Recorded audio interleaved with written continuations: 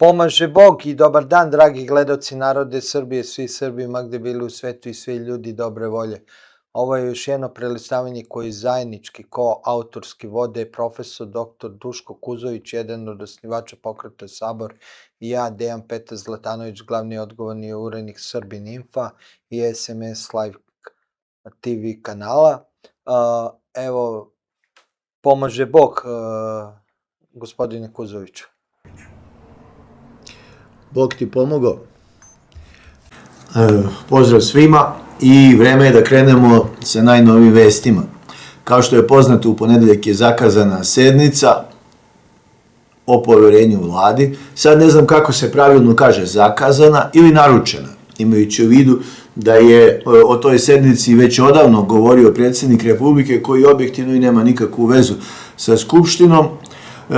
Govorim to na osnovu iskustava, jer ako malo zavirimo u prošlost, ono što misli Skupština i ono što radi predsjednik, to nema nikakve veze. Otkad je tu ne samo Aleksandar Vučić, koji je doveo celu tu priču do metastaze, već i ranije. Šta to govori? Pa govori da je Srbija okupirana zemlja i da je okupator uredio odnose na najbolji mogući način po njega. On ima centralnu ličnost koja je apsolutna, dominantna i koja odlučuje o svemu, koju inače u praksi svi nazivaju šefe, kako si šefe, hoćemo li ovo šefe, hoćemo li ono šefe, a u stvari on nije šef, on je po funkciji predsjednik Republike. Sad zamislite da neko zove predsjednika Republike šefe, to je malo čudno, ali je nažalost moguće u jednoj od država koja je trenutno vojište, a to je Srbija. Sa druge strane imamo Skupštinu koja do sada je pokazala nula pijeteta prema građanima Srbije. To možemo da vidimo po zakonima koje su usvajali, po zakonima o kojima su ćutali i po zakonima koji su prošli, a protiv koji su oni zaboga mahali krilima i peperušali, verovatno se tako kaže i za čoveka, ali meni je to poznato samo za kokošku, koja pokušava na taj način da skrene pažnju na sebe. Nažalost, mi smo okupirani i nas okupator više ne razlaže i ne razvaljuje sa bombama, ne razvaljuje nas više sa tomahavcima, sa kojekakvim tepih bombardovanjem, već nas uništava sa toksičnim zakonima koje dostavi Narodnoj skupštini, koja te zakone usvoji, a šta će drugo, jel da? Suviše je lepo biti narodni poslanik da bi se ti zakoni odbili, i te zakone dalje prosleđuje izvršnoj vlasti koja ih sprovodi. To su oni ljudi koji kažu, znate, ja samo radim svoj posao. Druga rečenica je ja poštujem odluke svoga vođe, a treća rečenica, hoćeš ti da mi plaćaš moje račune, zato moram da radim ovaj posao, i tako ti toksični zakoni završavaju po vašim leđima, eksplodiraju u vašim porodicama, uništavaju i raseljavaju vašu čeljad, a vi šta ćete? Morate da ćutite, jer i vi morate da plaćate vaše račune, zahvaljujući izvršiteljima i ostalim alatima kojima okupator vas pritiska sa svih strana kako bi vas držao pokorne i ćutljive, dok vas on raseljava, uništava i preumljuje. Stoga, ta naručena sednica Skupštine, pod znacima navoda, Republike, pod znacima navoda, ostala nam je još samo Srbija da nije pod navodnicima, ne treba ništa puno da kaže vama koji ste probuđeni. Vi veoma dobro znate i šta je ta Skupština radila, šta su ti ljudi radili, i onima koji čak i spavaju je jasno, samo što ne smeju da otvore oči od straha od onoga šta će da vide. Suština je jednostavna, svi su prešli crvenu liniju, po mom skromnom mišljenju, koji se nalaze u Skupštini Republike Srbije, i oni u ovom trenutku se nalaze na suprotnoj strani od naroda. Između nas, naroda i njih, se nalazi rov. Taj rov je obojan u crveno, odmah da vam kažem, koji je toliko dubok da ga ne može više niko preplivati, niti pregaziti, a sa druge strane je napunjen toksičnim materijama koje su oni ubacivali prema nama, ali mi smo to polako kroz narodnu pobunu skidali sa sebe, spirali sa sebe i gurali u taj rov. Stoga ne znam šta bi mi trebali da očekujemo spektakularno od te Narodne skupštine koja će zaboga da izglasava poverenje ili ne poverenje vladi. Isto tako ne znam šta bi mogli spektakularno da očekujemo od ljudi koji su deo problema, tako mada sam čuo da neki za njih govore da mogu biti deo rešenja, ali koliko puta treba da se okliznete na istu koru od banane da bi znali da više na nju ne gazite. Ja ne znam, ali očigledno da neki vas navlače da to uradite ponovo i ti koji vas navlače to rade ili za pare ili zbog gluposti. Ako rade zbog para treba da završe u zatvoru, a ako rade iz gluposti takođe trebaju da završe, ali u nekoj drugoj instituciji koja je zatvorsko-bolničkog tipa. Stoga, ništa ne očekujemo od naručene sednice Skupštine Srbije, nema nikakvih promjena, promjene će biti onoga trenutka kada se ispuni narodna volja, koja u ovom trenutku je zauzela celu Srbiju i sve te priče o studentskom pokretu u suštini su sinonim za narodni pokret, za narodnu pobunu, ali režimu odgovara da narodnu pobunu svede na studentsku pobunu kako bi prikazali da je to samo deo društva. Ne, okupacioni upravniče, ne Aleksandre Vučiću, cela Srbija je ustala protiv tebe, ustala je zbog toga kako si se odnosio prema ljudima, kako si se odnosio prema tekovinama Srbije i kako si se odnosio prema državi Srbiji. Možeš da nas uhapsiš, možeš da nas optužiš za bilo šta, znamo da imaš taj mehanizam, tako isto znamo da možemo i da nestanemo zbog ovih reči, ali šta god vi uradili sa zakonima, kako god ih naštelovali da vama odgovara, znajte da za ovu situaciju koja je trenutno u Srbiji, istorija je već skovala i zakonik i presudu prema tom zakoniku. Ona ne pita niti vaše zakone koje ste usvojili u vašoj okupiranoj skupštini, niti pravosuđe koje je u potpunosti pod kontrolom režima, a preko režima i stranaca koji nama ne misle dobro. Prema tome, istorija sudi bez obzira šta vi i kakve zakone pisali i kakvo pravosuđe kontrolisati. Živi bili pa videli. Sad, Duško, samo da kažem vezano sa kako je zakazana ta sednica.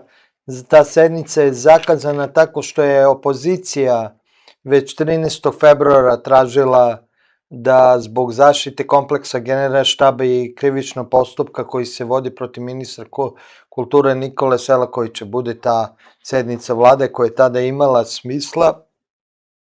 Onda je, pošto SNS i SPS imaju većinu, oni su to odlagali do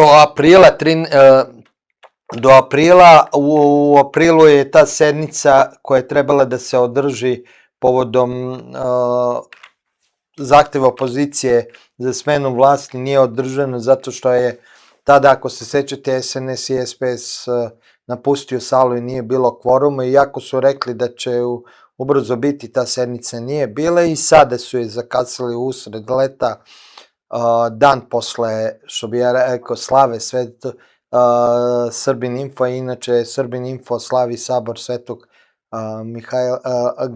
Arhangela Gavrila 26. jula, ajde da se pohvalimo, to je baš na dan kada ćete vi gledati ovu emisiju.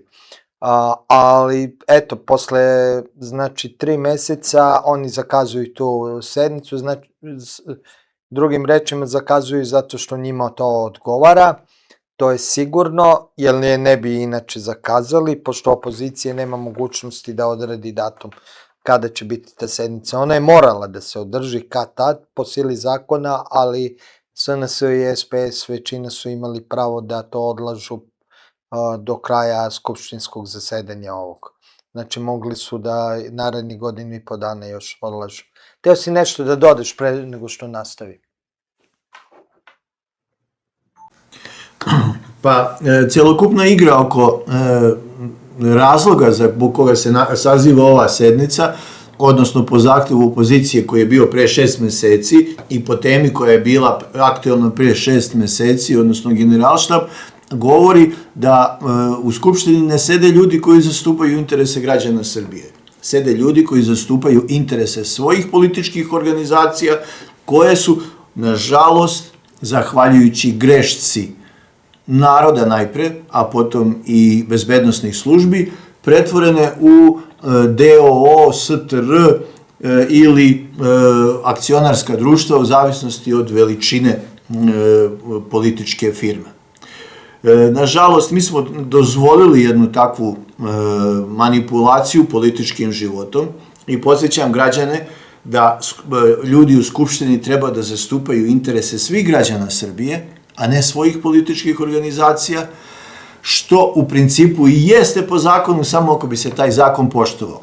Ko je kriv zašto se taj zakon ne poštuje, vi sami znate, Udruženje pčelara Rasinskog okruga, a ne pravosuđe i tužilaštvo, odnosno pravobranilaštvo, tako da u principu držite pčelare, ali nemojte slučajno da vam padne na pamet da dirate tužioce, pravobranioce i pravosuđe generalno zbog greške i manipulacija sa političkim sistemom. Prema tome, treći put ponavljam, ako je tema bila Generalštab, ta sednica je trebala da bude sazvana tada, a ne sada, a sa druge strane, nepristojno je i od strane režima da se zaklanja i da koristi neki adut iz duboke prošlosti, imajući u vidu šta se sve dešava svaki dan u Srbiji, ono što je bilo u februaru je davna prošlost. I treća stvar je, to samo pokazuje naivnost opozicije, neki bi ljudi rekli, većina u narodu bi rekla kooperativnost sa režimom, ali ja to neću da kažem, nego samo prenosim ono što većina misli, tako da opozicija je tada trebala da izađe iz Skupštine, ali kako da izađe iz Skupštine kad, jel da, neko treba plaća račune, hoćete vi da im plaćate račune? Nećete. I dolazimo do glavne dileme koja se već u Srbin Infu i ovoj emisiji kristališe u zadnje 2 godine. Htio bih da naglasim temu koja se već zadnje 2 godine jasno definiše u Srbin Info, a to je kada građani završe izbore, svesni su da očekuju da će te izabrane poslanike neko uzeti pod svoj uticaj. Jel da? Obično to nisu ljudi iz Srbije, nego su ljudi sa strane, pa se građani pitaju da li bi nakon izbora trebali odmah da izađu sa ponudom prema poslanicima i da kažu koliko god vas ti tamo plaćaju, mi vam dajemo 10% više. Tako da u principu napravite jedan poslovan odnos koji je u duhu projekta SNS, umesto kad već nećete da izađete na ulicu i da kažete marš more, od toga nema više, ovako, ovo ništa ne valja, pravimo sve ispočetka, a vi probajte da korumpirate vaše poslanike više nego što im to daju neki drugi centri moći u zemlji i van zemlje. Možda to da rezultat i možda još bolje budemo i brže tonuli u propast. Da, to su pravo, ajde, nadovezat ću se na to, pa ću se vratiti i opet na ovu sednicu vlade. Za ova tvoj analiza aktualizuje ono što je govorio Nogo, Srđan Nogo, on je dao rešenje za to sa izjavom da se overe izjave i ja je podržavam. Ja bi uveo zakonom da najmanje 6 tačaka mora svaki poslanik i svaka stranačka ličnost, pošto sam ja i za proporcionalni i za većinski sistem, kada je Republika u pitanju, a kada je lokal, naravno, samo većinski sistem, ali to da i na lokalu isto važi za većinski sistem, a to je da na 6 tema mora poslanik, odnosno odbornik, da jasno se izjasni da će isključivo tako da glasa i da drugačije neće. I da su to teme koje su od 3 koje su veoma aktuelne, koje treba država čak, ne, nego narod treba referendumom da potvrdi, da su jako bitne u narednih 4 godine da se izjašnjavaju poslanice, a ja mislim da su to teme Kosovo, NATO, kad je u pitanju Evropska unija, porodične vrednosti. Tu negde treba da budu te teme oko kojima svi poslanici, odnosno sve stranke moraju da imaju jasan stav, jer mi kad glasamo, mi bukvalno kao da idemo u prodavnicu i to je jedna vrsta i kupujemo neki proizvod. I ja ako sam otišao da kupim frižider, ne treba meni onda nešto da, umesto da hladi, da greje, nazovimo pivo, sok ili bilo šta, nego da mi ga hladi. Tako i ako to ne valja, ja to vraćam u prodavnici i dajem reklamaciju. Tako da je isti je fazon. Znači, mi smo, poslanici su izašli ili poslaničke liste pred narod, pred građane države, dali su svoj program, izjasnili su se, odnosno šta će da rade, kao što se i frižider nama izjasni da će da nam hladi proizvodi, mi ga zato kupujemo, tako su i oni se izjasnili o nama bitnim stvarima zbog čega mora da postoji Skupština Srbije i to je to. Tako da oni glasovi, da sad ne pominjem ko je sve govorio, zašto vi meni ne verujete, ja sam autoritet, zar nisam ja svojim imenom i prezimenom stekao nešto? Pa može jesi, ali su veliki pritisci, uvek što si više na vlasti, to su veće izazovi. Jedno je biti nekorumpiran kad ništa nemaš i kad si dole i na ništa ne utičeš, pa nema niko da te podmiti, a drugo je kad si u mogućnosti da odeš na neko mesto od carinika pa do narodnog poslanika i gde možeš dobro da zaradiš, ali da oštetiš pritom državu i društvo. Tako da bi ja uveo tu vrstu izjave i onda nema tu šta poslanik da se pita kad dođu takvi zakoni, on se jasno izjasni u predizbornoj kampanji kako će vrednosti da zastupa, a drugo i njima je onda lakše kad dođe strane utice ili bilo koja velika korporacija ili bilo neko da vrši utice na njih, pa oni kažu pa i ne mogu, zakonski sam ograničen, ja sam dao izjavu, gospodo, trebali ste da me platite ili da me kupite u predizbornoj kampanji, a onda bi oni rekli, pa ne biste možda ušli u predizbornoj kampanji kada biste pričali da, na primjer, pijete Coca-Cola umesto domaći sok koji pravi srpski seljak, pa onda šta da se radi,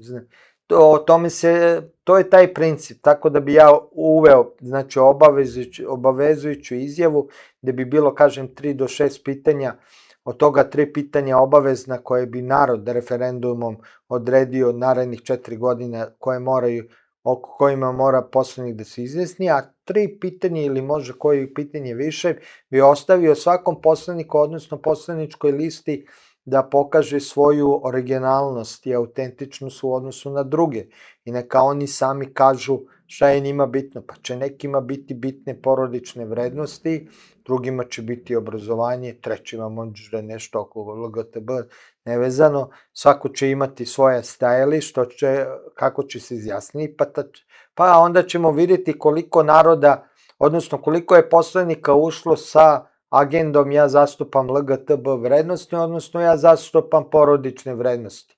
Odnosno, možda će tada narod da pita mnoge, vidim izjavu, izjasnio si se ovome, a ja bi pitao, na primjer, neko je desničar, sve, a što nisi se izjasnio o porodičnim vrednostima? Kakav je tvoj stav? To ti nije bitno, pa zašto bi ja glasao za tebe? Ja kao desničar, meni je bitno jako da ja znam unapred tvoj stav o porodičnim vrednostima ili o nečim drugim, o zaštiti mog srpskog kulturnog blaga. To mi je jako bitno da vidim u tvojim nekim izjavama da li se obavezuješ, ako se nisi setio, da li bi se sad obavezao da si za to da ne može na arheološkom nalazištu kao ovde ispred Skupštine Srbije da se gradi parking zato što je to najstarije groblje u Beogradu na tome. I da ako dođu Kinezi i ponude €1.000.000, nećeš da glasaš za tih €1.000.000, nego za očuvanje arheološkog nalazišta.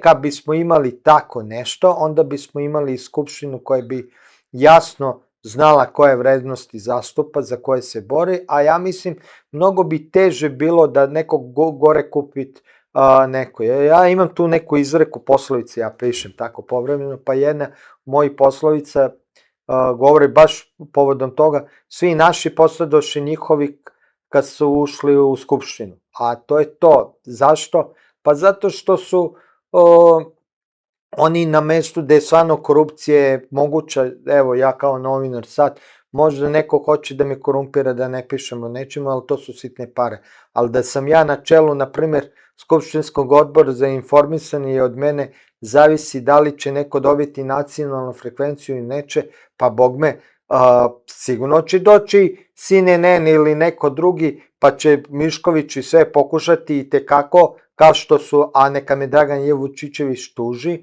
kao što je njega Mišković kupovao dok je radio za Miškovića, pa je bilo ono, ne sviđa mi se ekran, hoću drugi televizor da mi donesite, pa mu donose u kuću, traži od Miškovića, i znam zato što ljudi koji su mu donosili, znam te ljude, da bude mu televizorski ekran kao bioskopski ekran skoro. I sve ostalo, toliko je. Zašto? Pa nešto je određivo za Miškovića. Ovako imamo izjavu, pa da vidimo šta si ti rekao Zlatanoviću o nacionalnoj frekvenciji, pa kad si na čelu skupštinskog odbora, da vidimo da li može neki Mišković da te kupi ili ne može da te kupi. To je jako bitno i još jednu stvar bi uradio, a to je ne mogu ja arhitekturu znam do opšte kulture, preko toga ne znam. I sad ja da se bavim pitanjem građevinarstva i tako dalje, stvarno je bezobrazluk. Ja mogu o istoriji, o organizaciji političkog sistema, o informisanju i tako dalje, ali o ovim obrazovanju, kulturi, to su moje sfere. Moja sfera nije građevinarstvo, iako sam crnotravac po poreklu. Drugim rečima, ja sam za to da na poslaničkim listama stranaka jasno se kaže ovi su poslanici će se baviti ovim pitanjima, ovi poslanici će se baviti ovim pitanjima, ovim pitanjima. Duga je sad priča zašto to oni bi mogli, jer ja nisam za to da stranačka lista ima jasne poslanike, nego po potrebi da ih šalje, a oni koji idu na većinskom sistemu, oni tamo moraju da kažu, naravno opštu kulturu da imaju, ali moraju da izjasni se koje su im specijalnosti, tako da ja ne bi mogao onda da budem izabran u odboru za građevinarstvo, ja stvarno nisam obrazovan za to i nemam nikakve reference, nego bi tamo bio poslat, nazovimo da sam narodni poslanik, kao odbor za prosvetu i kulturu, zašto sam i školovan i šta sam radio tokom života. Hteo si nešto, Duško, da dodeš, pa bih hteo oko studentske liste još, vezano sa skupom. Pa, glavni problem građana Srbije je u tome što oni koji čine zločine, čine ih uvereni, neko ih je u to uverio, da neće biti kažnjeni za te zločine. Znači, onaj koji izda zemlju, čak nema više ni u krivičnom zakonu te kategorije vele izdaje, već je to neki paket činova koji mogu da se tumače ovako ili onako, sve u zavisnosti od slobodnog sudijskog uverenja. To se kod nas tako naziva. I mi dolazimo u situaciju da građani, znači, mogu da primete da ih je njihov poslanik izdao. Ali mogu da ga prijave policiji. Policija će da uradi kako? Pa onako kako joj kaže režim, jer od režima prima platu, ne prima platu od građana. Jel da? Nakon toga mogu da podnesu tužbu, krivičnu prijavu tužiocu, ali tužilac će da postupi najverovatnije onako kako mu kaže režim, jer tužilac prima platu od režima, ne prima platu od građana. I da kojim slučajem se taj građanin protiv toga poslanika probije do sudije, sudija će u svakom slučaju da štiti državu, odnosno režim, odnosno poslanika, nego da štiti građanina. I mi dolazimo u situaciju, pa kako da nesretni građanin danas u okupiranoj Srbiji zaštiti svoj interes? Pa jedino tako što će se udruživati u organizacije koje su poput nekadašnjih porodičnih zadruga, znači to nisu one koje se samo bavile poljoprivredom, već su se između ostalog i bavile zaštitom svojih članova, brizi o starima, obrazovanju i svim ostalim, upravo da bi se formirale grupe koje su dovoljno jake da se odupru napadima sa strane u situaciji kada nema države. Mi smo u ovoj situaciji i zbog toga što niko od intelektualaca nije hteo da kaže građanima da mi nemamo državu. Da je mala razlika između države sada, okupacije sada i okupacije 41. 45. 914. 918. ili još i ranije za vreme turske okupacije.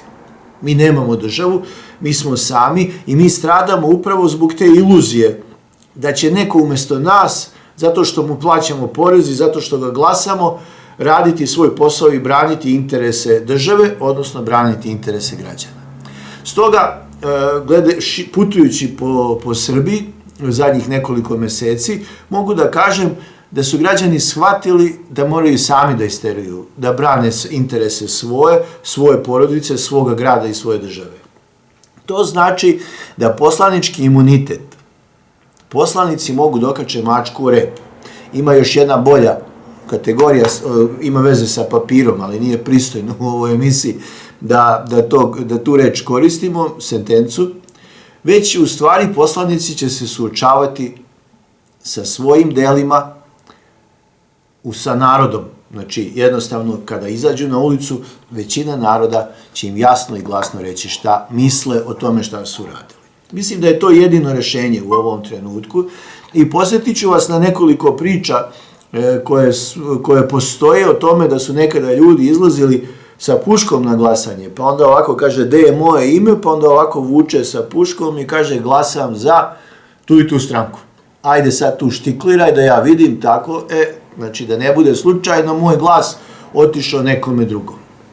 Suština je da mi moramo menjati politički sistem u kome živimo, ovo ništa ne valja. Ovakav sistem odgovara samo okupatoru i onima koji služe okupatora, ne odgovara većini građana Srbije i mislim da o tome treba da razmislimo i da uđemo u debatu o tome kako treba da promenimo politički sistem. Da bismo ga promenili, moramo prvo kao narod da osvojimo vlast. Onaj koji je napravio ovaj problem sigurno neće biti deo rešenja, tako da od režima i njegovih satelita u obliku političkih organizacija, nevladinih organizacija, boraca koji se bore za narodna prava, od njih nećemo to očekivati jer oni suviše lepo žive da bi menjali sistem i da bi se borili za vas. Iako govore da se bore za vas. Prema tome, narod treba da se organizuje, da zaboravimo sve podele, da zaboravimo sve mržnje, da između nas prekinemo sve sukobe koje imamo, da oprostimo sve jedni drugima, sve osim izdaje i da svi stanemo u jedan front. Ja ne vidim u ovom trenutku da je u manjoj opasnosti demokrata nego što je republikanac. Ili anarhista naspram nekog konzervativca. Ne pravim, onako samo nabrajam, ne kažem da su to polovi. Prema tome, svi treba da stanemo u jedan front, da zajedno počnemo da gradimo u sebi empatiju prema drugome i da se borimo za naše zajednička prava. To je jedino rešenje. A ako očekujete od režima i onih ljudi koji sede u Skupštini da vam nešto promene, pa od toga nema ništa. Znači, bit će vam i gore i teže, bit ćete sve stariji, bit ćete sve umorniji, sve usamljeniji jer će ljudi bežati odavde.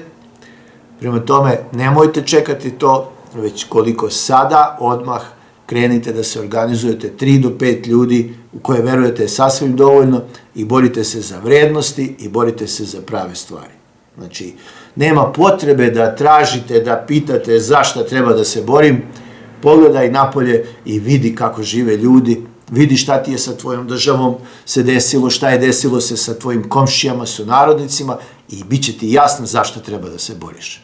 Ako si čovek, borit ćeš se za vrednosti, a oni koji se bore za privilegije, roblje i srebrnjake, dronje i džinđuve, neka ostanu na drugoj strani, oni nikada nisu bili deo tvog naroda, srpskog naroda. Sad teo bi nešto da dodam vezano sa skupštinskom tom sednicom i kad je opozicija u pitanju. Najveći problem opozicije, ja kažem, je u tome su dve stvari. Prvo što su političke sve stranke pa i opozicijne svedene na privatne firme jednog čoveka ili grupe ljudi. To je namjerno urađeno od strane komunista, komunjara u stvari, već 90. godina da bi se lakše kontrolisale političke stranke. Slučajno mi je izletao neki snimak Bolji ljudi, Bolji život, i ne sjećam se tog, nisam se sjećao tog snimka, ali isječak, neko je lepo isjekao Kurčubić kad Gigu Moravca sreće pa preći o političkim strankama i Kurčubić tada govori o tome da on agituje za neku političku stranku i govori da će biti deo tih promjena, da će on da menja sistem. Sjajno je taj dijalog određen, najgore je od svega da posle nekih 35 godina, taj dijalog 36 godina je i dan danas aktuelan, a koliko je to 36 godina, to vam je kao 45. do 80. kad je umro Tito, znači 36 godina je Tito vladao Srbiju. Znači, otprilike 36 godina isto vlada taj jedan sistem koji je nakaradnik, a gde je u tom dijalogu između Kurčubića i Gige Moravca odlično objašnjeno kroz jednu rečenicu Kurčubića i jednu rečenicu odgovor Gige Moravca, a to je Kurčubić kaže da sistem treba menjati, da ga treba prilagoditi narodu i da treba da bude bolji, a Giga Moravac, gledajući Kurčubića koji je bio simbol korupcije tog pređašnjeg komunjarskog sistema, pita, pa zar ćeš ti da menjaš da bi bio bolji?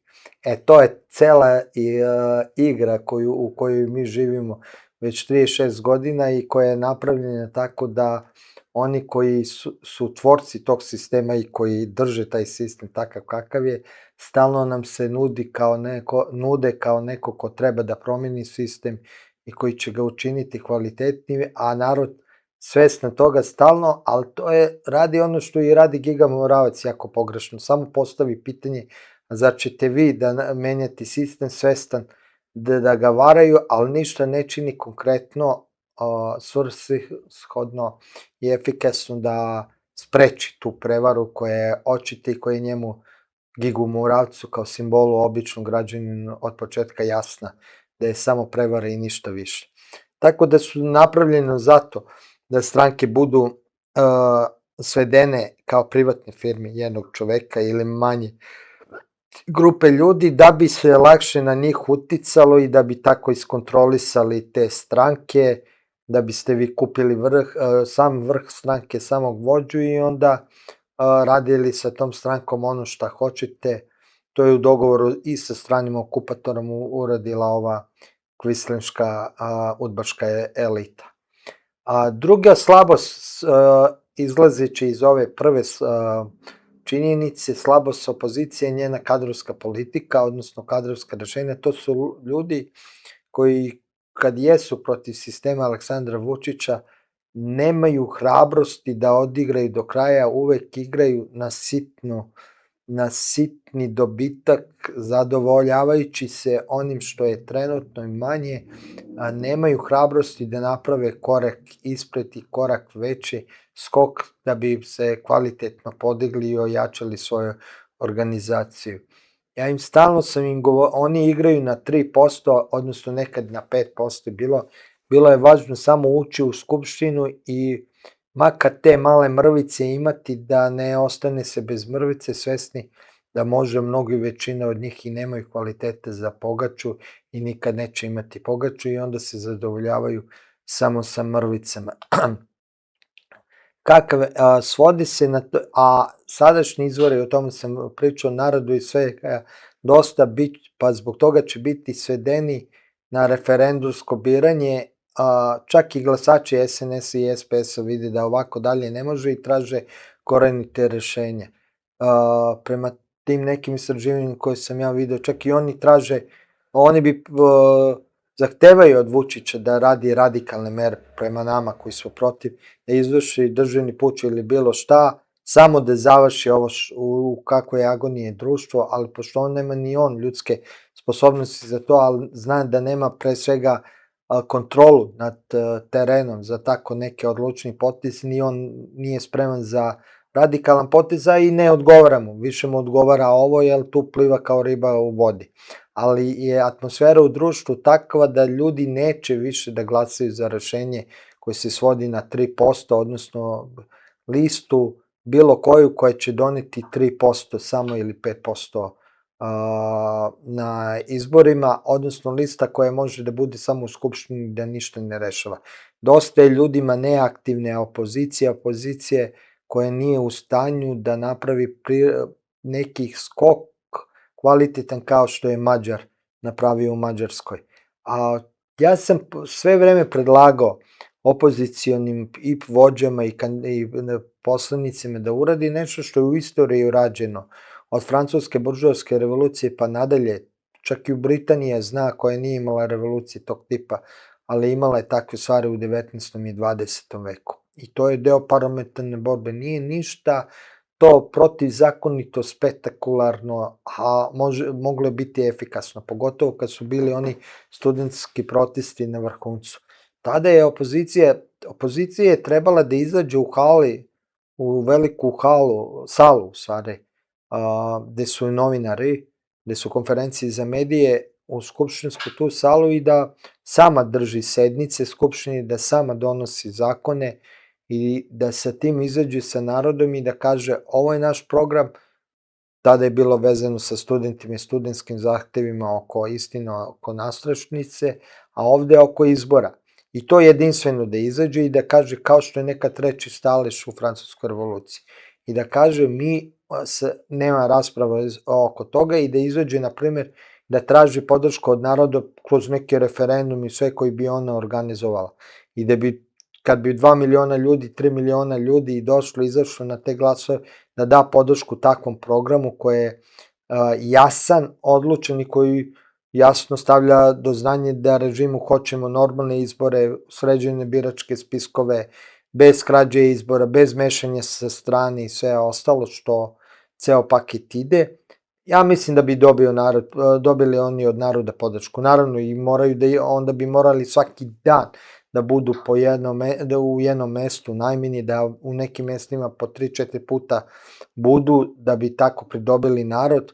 Ja znam kad smo radili ono za litije, kad smo uspeli skoro do kraja, nismo uspeli da sprečimo da bude najveće Europride tada u Beogradu, ali smo uspeli da umesto bude nedelju dana, da bude samo par sati i da umesto par stotina hiljada ljudi, da bude par hiljada ljudi, što je veliki uspeh.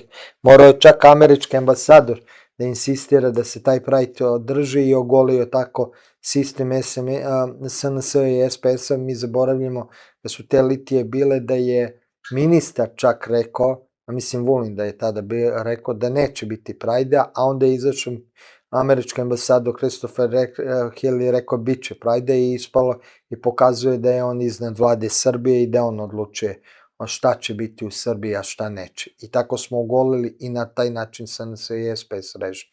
Šta sam hteo da kažem, kad smo se mi dogovorili i imali želju da uradimo, mi smo odmah razmišljali o 500.000 ljudi da se izađe na ulicu, izašlo je preko 100.000 ljudi naravno, ali Ivica Božić, koga sad pozdravljam, koji se bori sa rakom i bori se da opstane, da preživi, dao Bog da hoće.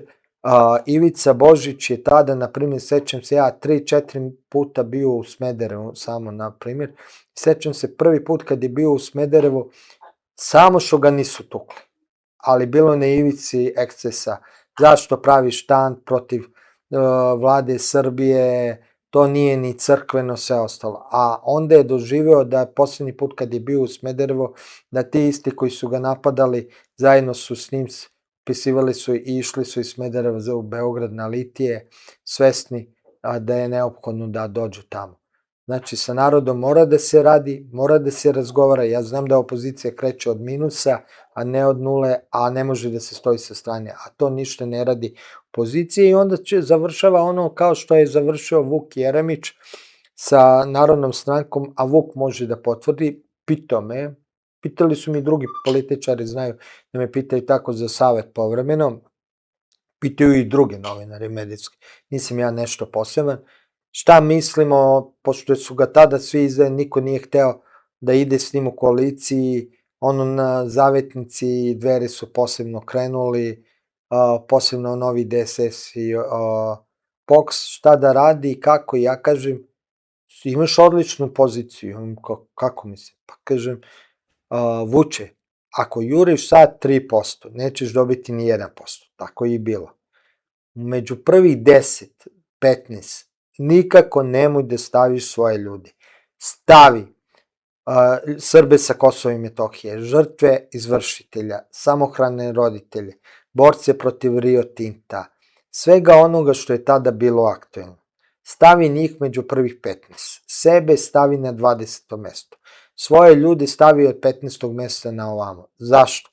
Ti kad počneš sa rasprave i ideš u narod, kazat ćeš, evo, ja zastupam vrednosti, nije mi bitno niti mojim saradnicima, ni meni poslaničko mesto, bitno je da izguramo prave stvari i zato su ljudi koji su najviše žrtve ovog sistema o stvarima koje trebamo da popravimo ispred nas.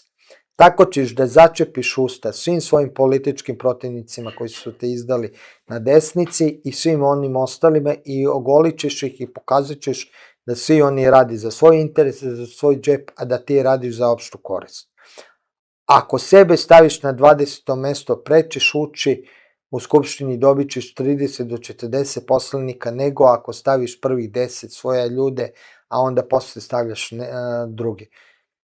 On kaže, ja ne mogu, oni su moji saborci dugo, imam stare dogovore i sve ostalo, to znači izdaje. Kakva izdaje? Sjedni se i dogovorite, kakvi su to tvoji saborci, ako neće isto da se bore za vrednost. Nije hteo da me posluša, uzeo je svojih 7 do 10 ljudi koje je uvek imao, stavio je pored sebe, narod ih je prethodno gledao u Skupštini, što bi ih i dalje gledao, naravno nije dobio 1%, nije ni imao predizbornu kampanju kakva bi bila u odbrani, posle sam shvatio da je on već tada napravio dogovor sa SNS-om, jer je shvatio da na duge staze, da mora da se žrtvuje, mora vrednosti, mora da rizikuje, on to nije hteo, on je hteo sigurica, ima tihu podršku sistema da radi u međunarodnim krugovima, bio je nekad na visokoj poziciji u Ujedinjenim nacijama, sebe je uhlebio, svoju porodicu i tu se završila celokupna njegova politička borba. Ok, možda je sebe obezbedio za ceo život, u tom smislu nije ušao u velike prevare, krađe, neće biti neko ko će biti ilustriran, ali je završio za politiku za ceo život. Evo, ova priča dovoljno da ode u narod i da posjeti ljude kakav je bio, a i svi znamo kakav je posle. Vuk Jeremić je bivši političar u svim stvarima, osim eventualno da ga država nekad skoristi za diplomatske stvari, ali ne kao državnik, nego kao savjetnik u smislu, ali je ipak bio na visokim pozicijama, ima neke kontakte u Ujedinjenim nacijama, kao savjetnik, može nekad kao izaslanik i tu se završava sve njegovo u politici. Onda bude na čelu neke stranke, onda vodi neku priču, svima je jasno da je to bez veze, da je on se prodao ili sklopio po neki sporazum. U svakom slučaju nije neka osoba koja staje iza svojih uverenja, odnosno iza koga bi stali ljudi. Tako će proći i ovi ostali opozicijni političari, ako ne urade, eventualno mogu da prođu na izborima van studentske liste samo pod jednim uslovom. Da naprave jednu zajedničku opozicijnu političku listu i da bi najjače ljude, oni koji su lideri tih stranaka i sve ostalo stavili na 30. 40. mesto, a sve žrtve ovog sistema stavili među prvih 20-30. Jer time bi ogolili sve ostale, ogolili bi ceo sistem i Vučićeva mašinerija, zamislite, na primjer, listu gde su, zato što su vođe stranke, ne, ali ne kažem, Đilas, Miloš Jovanović, ne znam, Radomir Lazović, Srđan Milivojević, ko je sve tu, kako se zove, Jelić iz Monarhista, Nestorović, na 30. i 40. mestu i da oni stalno, evo, prvih 30 su ljudi žrtve sistema, mi ćemo da ih podržimo, mi smo tu sa infrastrukturom i im dajemo, mi smatramo da od 30. mesta zaslužujemo sve. Mnogi bi onda razmislili, pa ovi su iskusni političari, možda studenti, ko zna kakvi su ljudi, može bi ili ideološki mi je važnije da imam neku zastupljenost i sve. Mnogo bi više ipak ta opozicijna lista dobila, ne znam koliko, a ovako, živi bili pa videli, dragi gledalci, svaka ta opozicijna lista igra onda za Vučića, neće uspeti, jedva će uspeti možda jedna da pređe 3%, a onda neće ni da odluči o tome, jer toliko će studentska lista da pobedi Vučića da ovi neće biti bitni, a otići će ko Vuk Drašković u prošlost. To je definitivno, tako da moj im je savjet ako hoće da prežive, najbolje je ipak da podrže studentsku listu, a da prave svoju organizaciju među vremenom i da najzad počnu da i da je budu sa narodom, a i što je najvažnije, da stvarno zastupaju vrednosti o kojima govore i da to primjerom pokažu. A kako će primjerom pokazati? Pa tamo gde su privilegije neće sebe staviti u prvi plan, a tamo gde je žrtva i želja da se učini korak više, stavit će sebe u prvi plan. Tako ćemo otkriti ko je od njih kadar da vodi ovo društvo i državu, a ko nije i ko bi možda bio bolje da je profesor neki ili trgovac ili ja ne znam šta, ili lekar ili bilo šta drugo u životu. Kada je cenzus spušten sa 5% na 3%, to je tumačeno kao gestom velikodušnosti režima prema opozicionim strankama. Međutim, za svakoga ko ima 3 čiste u glavi i 2 čiste u glavi, ne treba to 3, bilo je jasno da je politički sistem u Srbiji mrtav. Da je politika koju zastupa i vodi Vojislav Šešelj kroz svoje učenike Tomislava Nikolića i Aleksandra Vučića urodila plodom i da je potpuno uništila politički život u Srbiji. Umesto tada da smo kao društvo ustali i rekli slušaj, stani, ovako dalje ne može, svi su to, zahvaljujući medijima i zahvaljujući slobodnim radikalima iz sistema koji kao intelektualci putuju po medijima i pričaju koje štarije, zahvaljujući njima, to je se primilo u javnosti kao dobra stvar. Druga boleština koja stoji u političkom životu, a koju je doneo najpre projekat SNS, je to neprestano najavljivanje izbora. Kad će izbori? Kad će izbori? Kad će? Sutra? Za mjesec dana? Pa onda izađu analitičari. Pa kao to će biti, znaš, kada Aleksandar Vučić doda petom, pa onda finta glavom i to sve, bit će za 43 dana i 56 minuta. I onda ne bude to, pa onda kao pogrešio sam, bila je loša kalkulacija, znaš, upalo mu je svetlo u oči od reflektora, pa nije to mogao da uradi, karikiram. Ali je suština u tome da to neprestano najavljivanje izbora nas drži neprestano na temi, izborima. A nikako da nam proširi vidiki da se pitamo, čekaj, kako to da mi imamo 6,5 miliona glasača, a 5,3 miliona stanovnika? Gde nađe tu razliku preko milion? Da li vi znate da tih 1.300.000 glasača prvog sekunda izbornog dana glasaju onako kako im kaže režim da glasaju? I kažite vi meni, kako možete da pobedite takav sistem koji već u kasi ima 1,3 miliona glasača? Druga stvar je šta se dešava sa medijima. Da li vi stvarno mislite da za tih 40 dana kao pred smrt, posle smrti, vi treba da možete da nešto promenite u medijima i da ljudi saznaju za vas? Ja nisam siguran da ti 40 dana će bilo šta da promeni u percepciji javnosti vašeg političkog programa pod uslovom da ga imate. Ali u Srbiji nema organizacija koje imaju politički program jer je tako i nametnuto. Ako ste primetili, glavna medijska tema je uvek Aleksandar Vučić. Šta je jeo, šta je pio, šta je rekao, kakve patike obukao, kako odelo i samo sve o njemu. Dalje, imamo naredni problem oko izbora je upravo to i način postojanja političkih organizacija. Na koji način ti možeš da imaš političku organizaciju u Srbiji? Jedino ako ti to dozvoli režim.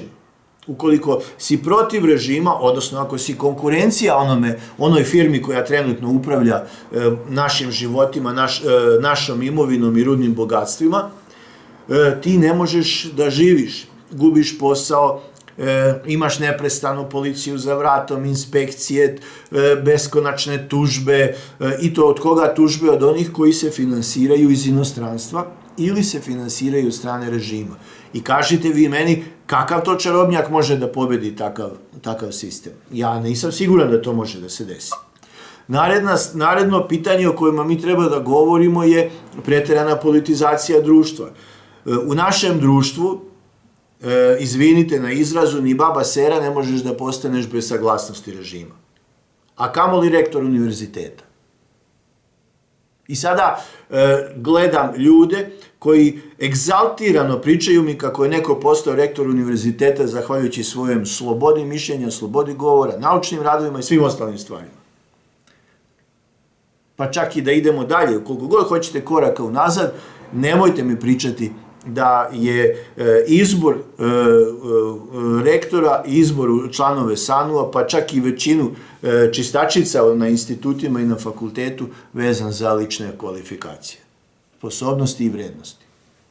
Sada, u takvom društvu koje je potpuno indoktrinirano, preterano politizovano, koje nema slobodne medije, vi sada očekujete da imate politički život. Pa kako to, majke ti?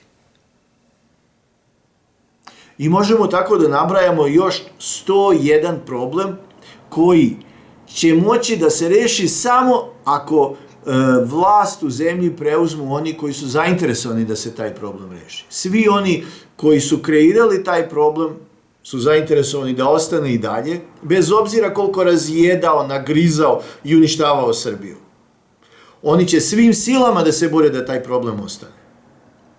I ne možete očekivati da neko ko je se probudio pre 7 dana, pa onda svi mediji kažu pa kako nisi video da je ona tako moćna, probudio se, konačno je na našoj strani, pa jeste na našoj strani zato što će biti izbori za nekoliko meseci, pa malo da rebrendira se u narodu kako bi to imao stvorio se neki razlog da neki narod izađe na neke izbore, iako više uopšte ne veruje u njih. Suština celokupne igre koja se trenutno vodi je da se stvore uslovi, da se pojave ljudi na izborima koji će izvući narod na izbore i tako dati formalno legitimitet izbornoj krađi, koja, ako je bila do sada 99 puta, ne vidim zašto ne bi bila i 100. put. Prema tome, izbacimo one teme koje nam oni svaki dan nameću i posvetimo se temama koje nama život znače. To je jedini izlaz iz ove situacije. Prema tome, koliko ima birača, da li postoji sloboda govora, da li postoji medijska sloboda, da li postoji mogućnost postojanja političkih organizacija mimo režima koje su nasuprot režimu, da li uopšte postoji mogućnost da neko ostane živ ako je protiv režima. Ako na sva ova pitanja je odgovor ne, onda mi recite kako ćemo mi da napravimo te izbori, na izborima da ih pobedimo. Ali u svakom slučaju, znači, predprošle godine na izborima desilo se da sam u jednom trenutku podigao pesnicu, a u narednom trenutku sam podigao 3 prsta. Oni su rekli nemoj pesnicu, znaš ti komunisti, u ovom trenutku je potrebno da se okupe i oni koji drže pesnicu i oni koji drže 3 prsta. Da stanu svi zajedno, samo tako ćemo se izvući iz ovog jada. Ako ne stanemo svi zajedno u borbu protiv njih, svi smo izgubljeni i nema individualnog spasa. Samo pogledajte oni koji su se kobojagi spasili tako što su prešli na drugu stranu i poslali deo režima. Režim ih je koristio neko vreme i nakon toga ispljunuo. Džaba njima od njihove stručnosti, džaba njima od svega, džaba njima od reči da su imali dobre namere. Evo ja čak znam da su neki ljudi koji su prihvatili saradnju sa SNS-om imali dobre namere, ali više im niko ne veruje. A ti ljudi su postali vrhunski stručnjaci i nije lako postati vrhunski stručnjak, treba mnogo energije, odricanja, najprije odricanja od života, a potom energije, novca i svega ostalog, i oni su bačeni. Zašto? Zato što režim koji je sastavljen od mraka i blata ih je iskoristio i ispljunuo kako bi on ostao u životu. Ako smo mi društvo koje je toliko bogato da vrhunske lekare, inženjere,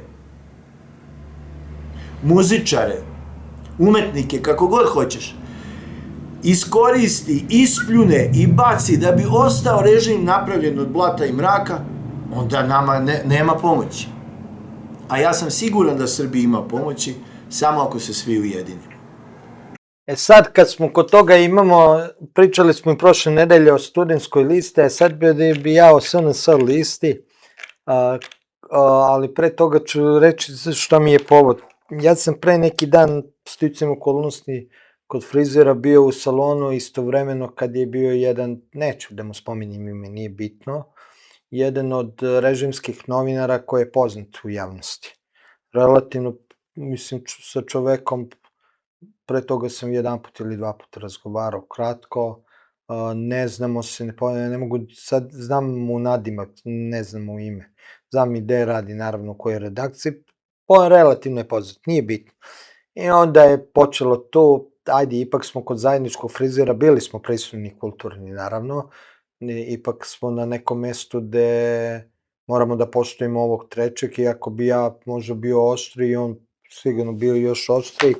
Bilo je to u domenu ono kad jedan drugoga zadirkujemo i dobacujemo, pošto smo jedan i drugi na stolici bili, i kako može u frizerskom muškom salonu kod berbera biti kad ti neko brije glavu ili lice.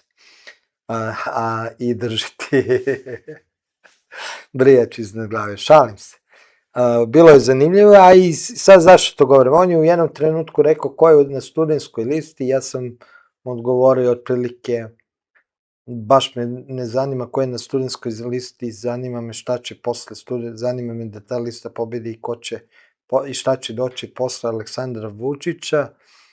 I umeđu vremenu izašla lista SNS-a koji je objavio Pravni fakultet iz Novog Sada, studenti. Ja bi pročitao delove, krivo mi što tada nisam imao, ali bi mu da sam imao, ja bi mu tada rado pročitao tu listu. Pa mislim, Duško, voleo bi i tvoj komentar te liste, a mislim da je veoma realna i da stvarno Vučić može da se osloni na tu listu. Na prvom mestu će biti Veselin Milić, ubistvo na Senjaku. Drugi je Petar Panić Pana, osuđen zbog napada na advokata. Treći je Nebojša Stefanović, Krušik, Jovanjica, karteli. Četvrti Milan Radojčić, Banjska, sastanak na jahti sa albanskim separatistima. Peti je Goran Rakić, isto je sastao se na jahti sa albanskim separatistima,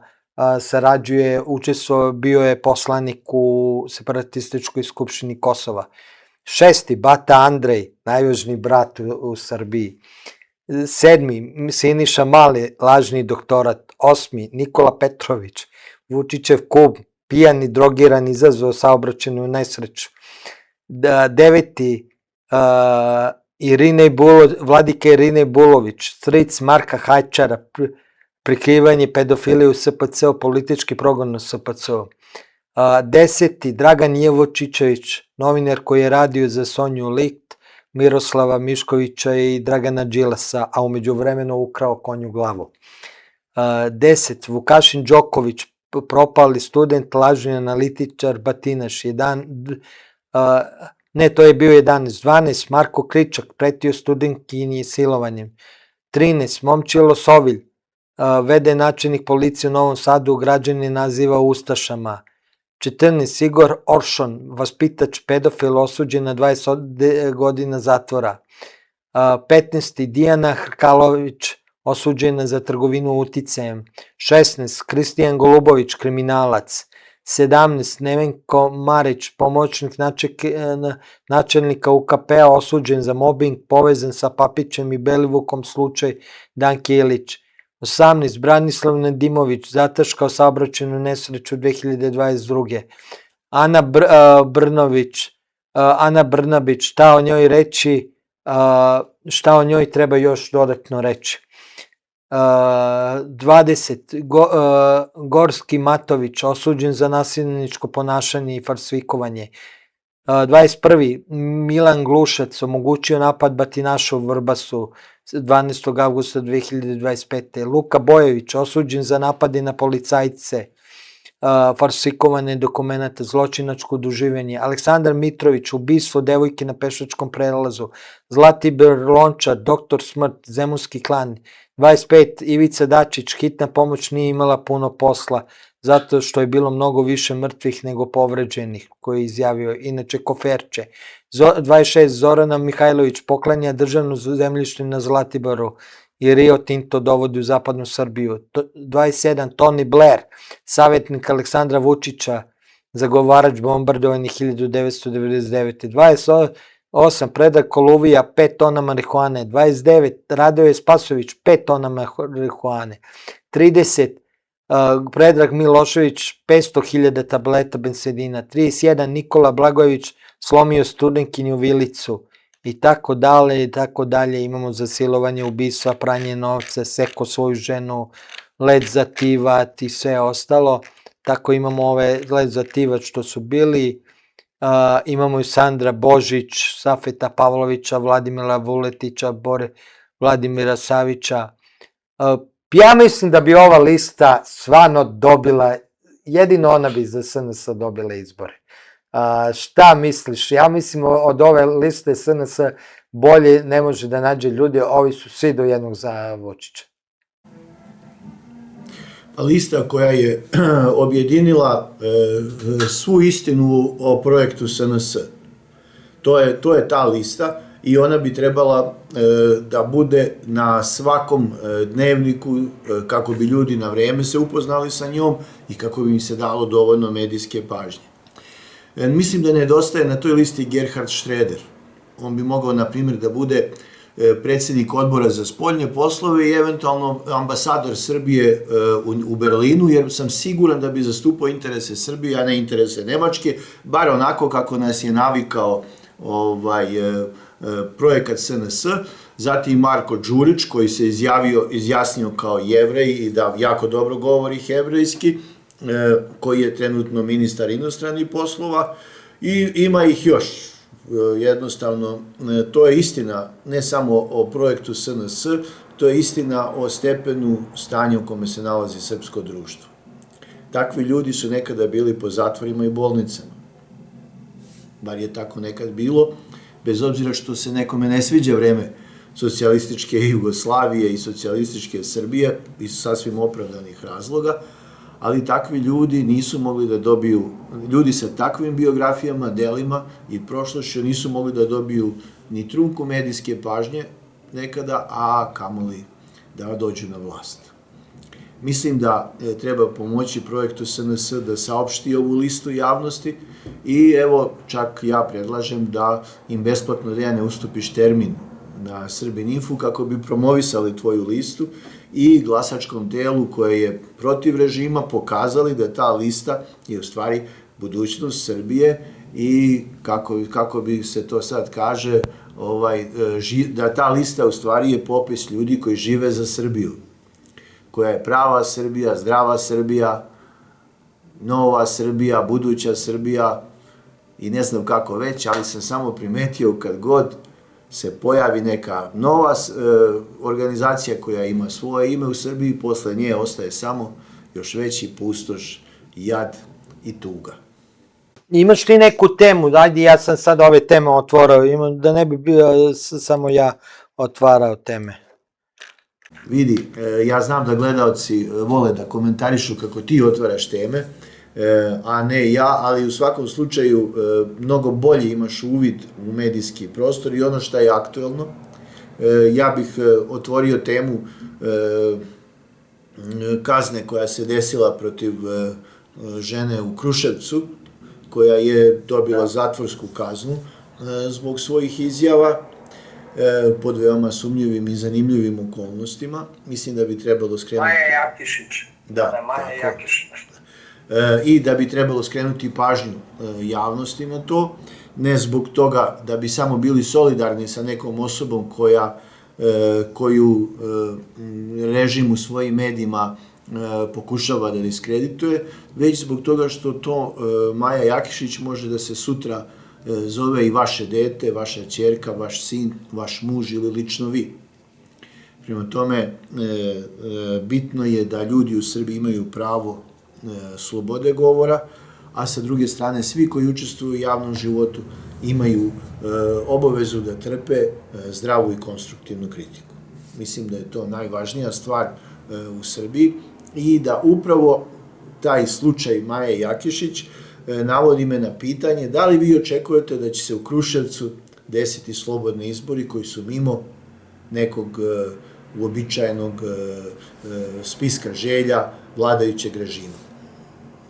Da li neko sme sada posle ovoga slučaja da u Kruševcu, pa čak i šire Kraljevo i taj čitav region Srbije, da izađe i da kaže slobodno svoje mišljenje, a da ne strahuje da će možda sutra biti uhapšen ili možda čak još nešto gore.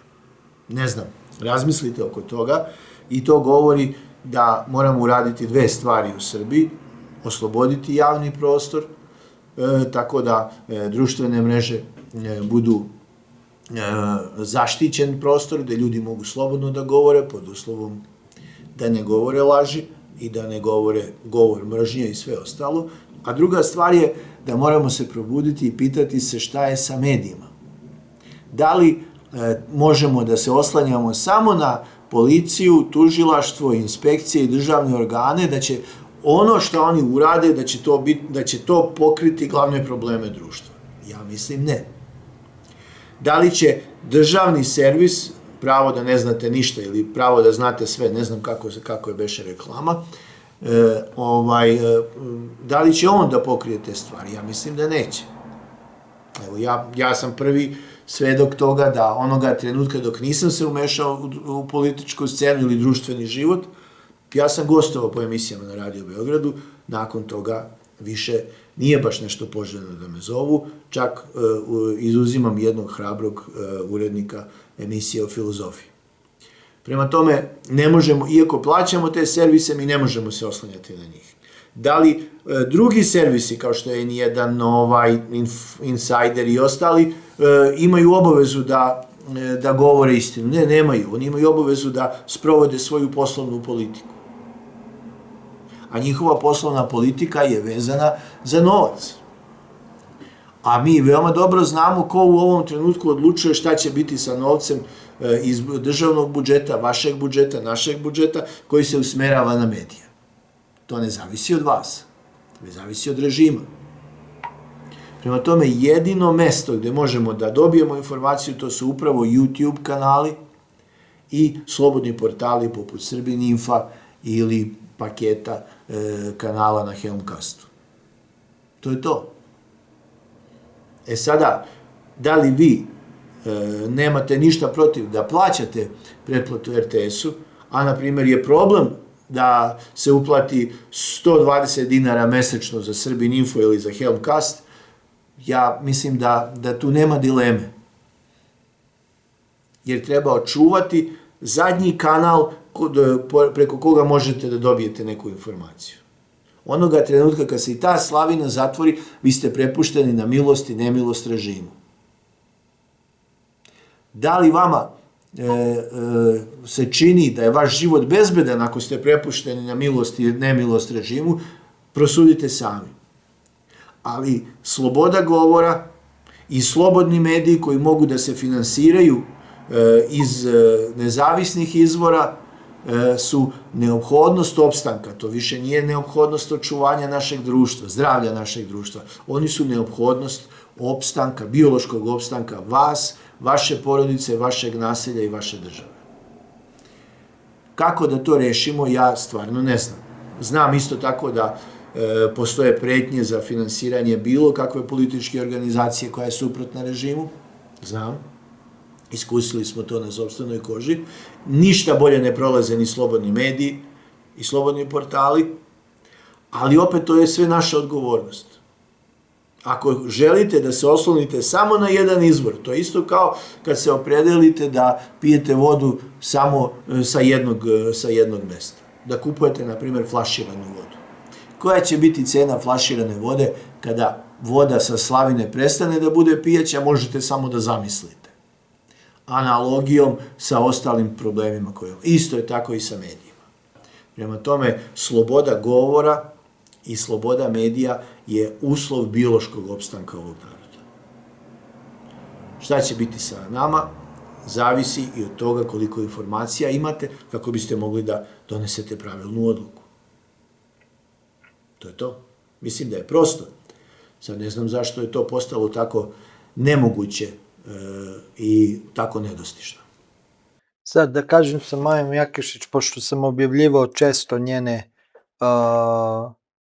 izjave i sve ostalo i objavio sam prvi da je presuda je doneta, pazite koliko je bezobrazna presuda, ne da preinačena, umesto da plati kaznu 150.000 dinara da ide obavezno 5 meseci u zatvor, zato što je naime ugrozila Dragan Jovanovića, tamošnjeg tužioc, i sad se mnogi od vas pitaju pa kako ga je ugrozila, pratila ga, pretila mu, išla po društvenim mrežama, kačila, dolazila mu na stan. Ne, ništa od toga.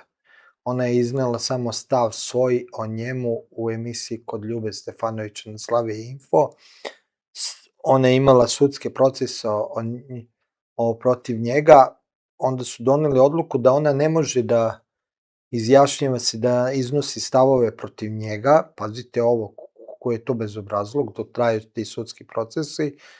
Ona je na novinarsko pitanje šta misli o tome i rekla svoj stav i on je tužio nju, a onda je Vrhovni sud na kraju u Kruševcu doneo odluku da je to proganjanje Dragana Jovanovića, to što ona iznosi stavove o njegovom radu kao javnom službeniku i da zbog toga mora 5 meseci u zatvoru. To je žena koja je prva otkrila plantažu marihuane u Kruševcu još u oktobru prošle godine i rekla to za Srbin Info i zbog toga bila 30 dana u zatvoru, u pritvoru. To je žena koja dolazi na kuću, koju maltretiraju njenu majku Danijelu, koju joj prete da će biti silovana, prebijena, ubijena i sve to tužilaštvo nije odradilo, procesuiralo, a jeste, i to je ekspresno donelo odluku na kraju zajedno sa sudstvom da mora 5 meseci u zatvoru zato što iznosi stavove o Draganu Jovanoviću, tužiocu iz Kruševca.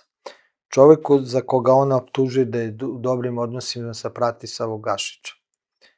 Vama je sve jasno o čemu se radi. U malim mestima to je još gore nego u velikim.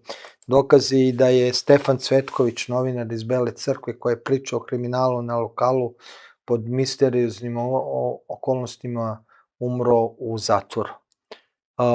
Još jedan novinar, odnosno uzbunjivač, i on je bio uzbunjivač ko Maja Jakešić, u manjem mestu strada. Mi u većim mestima donekle imamo zaštitu javnosti, oni nemaju. Zato je jako bitno, pre svega mi kolege esnavski, da stanemo iza naših kolega iz manjih mesta, jer oni trpe mnogo veći pritisak, mnogo su žešći napadi na njih, teror je mnogo stravičniji, njihovi životi su u pitanju. Ja se bojim za egzistenciju Maje Jakešića koja ode u zatvor i ubeđen sam da je joj život ugrožen i sad apelujem na sve udruženje novinara i srpsku javnost da digne glas protiv toga, da ne dozvolimo da Maja Jakešić kao Cvetković izađe iz zatvora u horizontalnom položaju zato što je umrla pod misterioznim okolnostima, a mnogi od toga bi imali koristi, ja ću ih navesti pa neka mi tuži. Ja ne kažem da će oni direktno ubiti, ali znam da će imati koristi od tužioca tog Dragana Jovanovića pa do Bratislava Gašića. Mnogi, ja sam to upoznao i u CZ-u su mi rekli kad sam bio, mnogi krimosi ili ljudi sumnjivog morala, što bi se rekli etike, da bi se dodvorili vlastodržcima, oni često urade nešto što znaju da je njima u korist i tako sebi otvaraju vrata kod njih. Čak ne trebaju da čekaju naredbu. Ja i o toj opasnosti govorim. Da ne treba neko da čeka naredbu da bi neko iz vlasti Maju napao ili da je neko Cvetkovića, nego može lako da se desi da je neko da bi samoinicijativno to uradi ili uradio za Stefana Cvetkovića da bi nekome se dodvorio. I zato je jako opasno ovo što se dešava Maji Jakešić i ovo je po meni jedna vrsta prvo javnog ubistva, u smislu da se ona zaplaši da učuti, ne bi se iznenadio da je opet, a Maja Jakešić je osoba koja stalno dobije ponude od tog istog sistema koji predstavlja Bratislav Gašić da učutka i da će biti plaćena dobro i bogato za to. I ona odbija.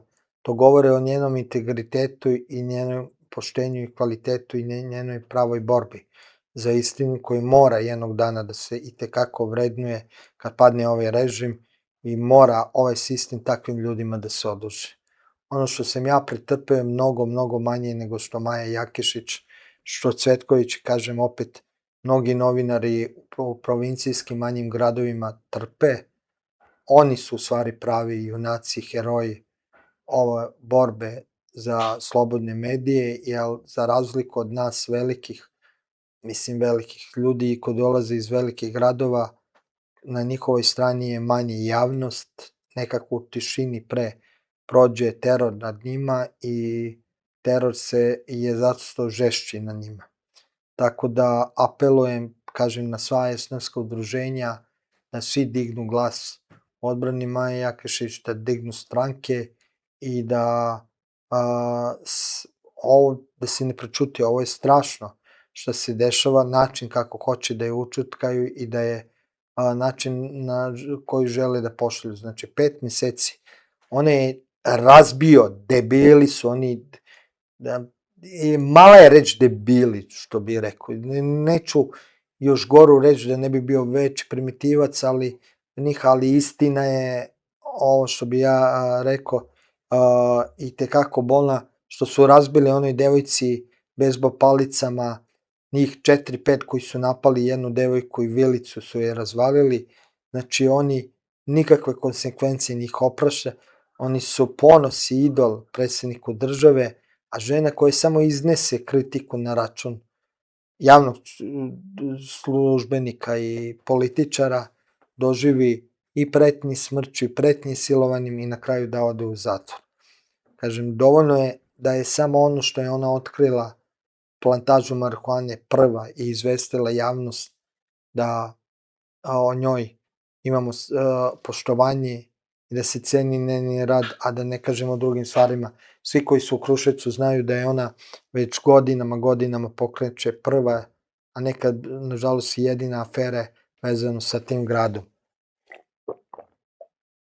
Hteo bi da dodam vezano sa mnom, pošto hvala svima koji su mi dali podršku, koji su mi se zahvalili, Damjan i ja smo najzad dobili i pravosnažnu, više ne pravostepeno, pravosnažnu presudu da smo oslobođeni svih optužbi zbog kojih smo bili 50 dana u zatvoru. Ja ću naravno da tužim to što sam i kao novinar na zadatku, ali kao i osoba sa invaliditetom napadnuto od strane 2 policajca sa leđa, oboren na zemlju, vučem po podu, u jednom trenutku i gušen, da nije bio Dejan Mirović, možda bi pao i u nesvest. Toliko je bio, iako nisam pružao nikakav otpor.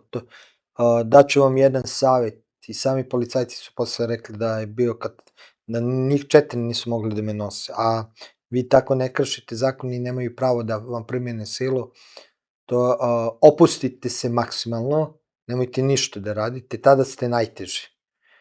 Njih 4 nisu mogli da me podignu. Ja nisam hteo, naravno, jer sam mislio čak i da sam otet, ja nisam njima verovao, jer kad vas neko napadne s leđa dok prenosite uživo prenos i ne predstavi se pritom ko je, pa šta pomislite nego da hoće da vas otmu i da vas stave u gepek i da vas gepekuju. Ja sam bio ubeđen da su to hteli da urade sa mnom. Tako da imam i dan danas tu povredu na kolenu koja je ostala kako su me vukli, evo je ovde, ona se povukla sad, ali ostala je udubljenje na nogama, jer su me vukli po asfaltu, jer sam se tada opustio u tom smislu. Teo bi da kažem, tužit ću ih sve lično, neću državu, nego njih ću da tužim imenom i prezimenom, i moj savjet da to uvek radite kad su tako ljudi u pitanju i sistema koji krše zakone, sprovode nasilje pod bilo kojim osnovom, da se ne bi krili iza institucije, moraju lično da osete da lično će biti odgovorni, a ne da budu sakriveni iza institucije. To što su uradili nije bilo u skladu sa zakonom i moraju kao javni službenici da snose posledice svog kršenja zakona. A tužit ću isto, nameravam, ne samo za štetu koja je načinjena preduzeću, velika šteta, su postojali mogućnosti i neki ugovor gde se prave, tada mi je sprečena dalja delatnost i razvitak, izgubio sam jednog poslovnog partnera koga sam mogao imati koji je mogao da mi pomogne dosta u životu. Tužit ću i sve one koji su, kad bude isplaćena ta šteta, koji su naneli štetu državi, a tužit ću zato što su nezakonito radili posao, pa su zbog toga država morala da plaća zbog njih štete.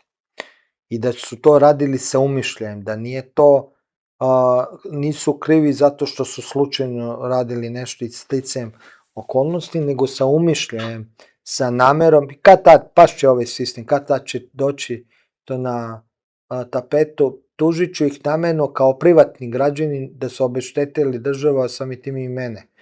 Jer to što će biti plaćena šteta meni, opet je uzeto od mene, jer ja plaćam porez redovno, kao i svi vi 99% građana, i opet je od naših para uzeto i dato tamo gde ne treba.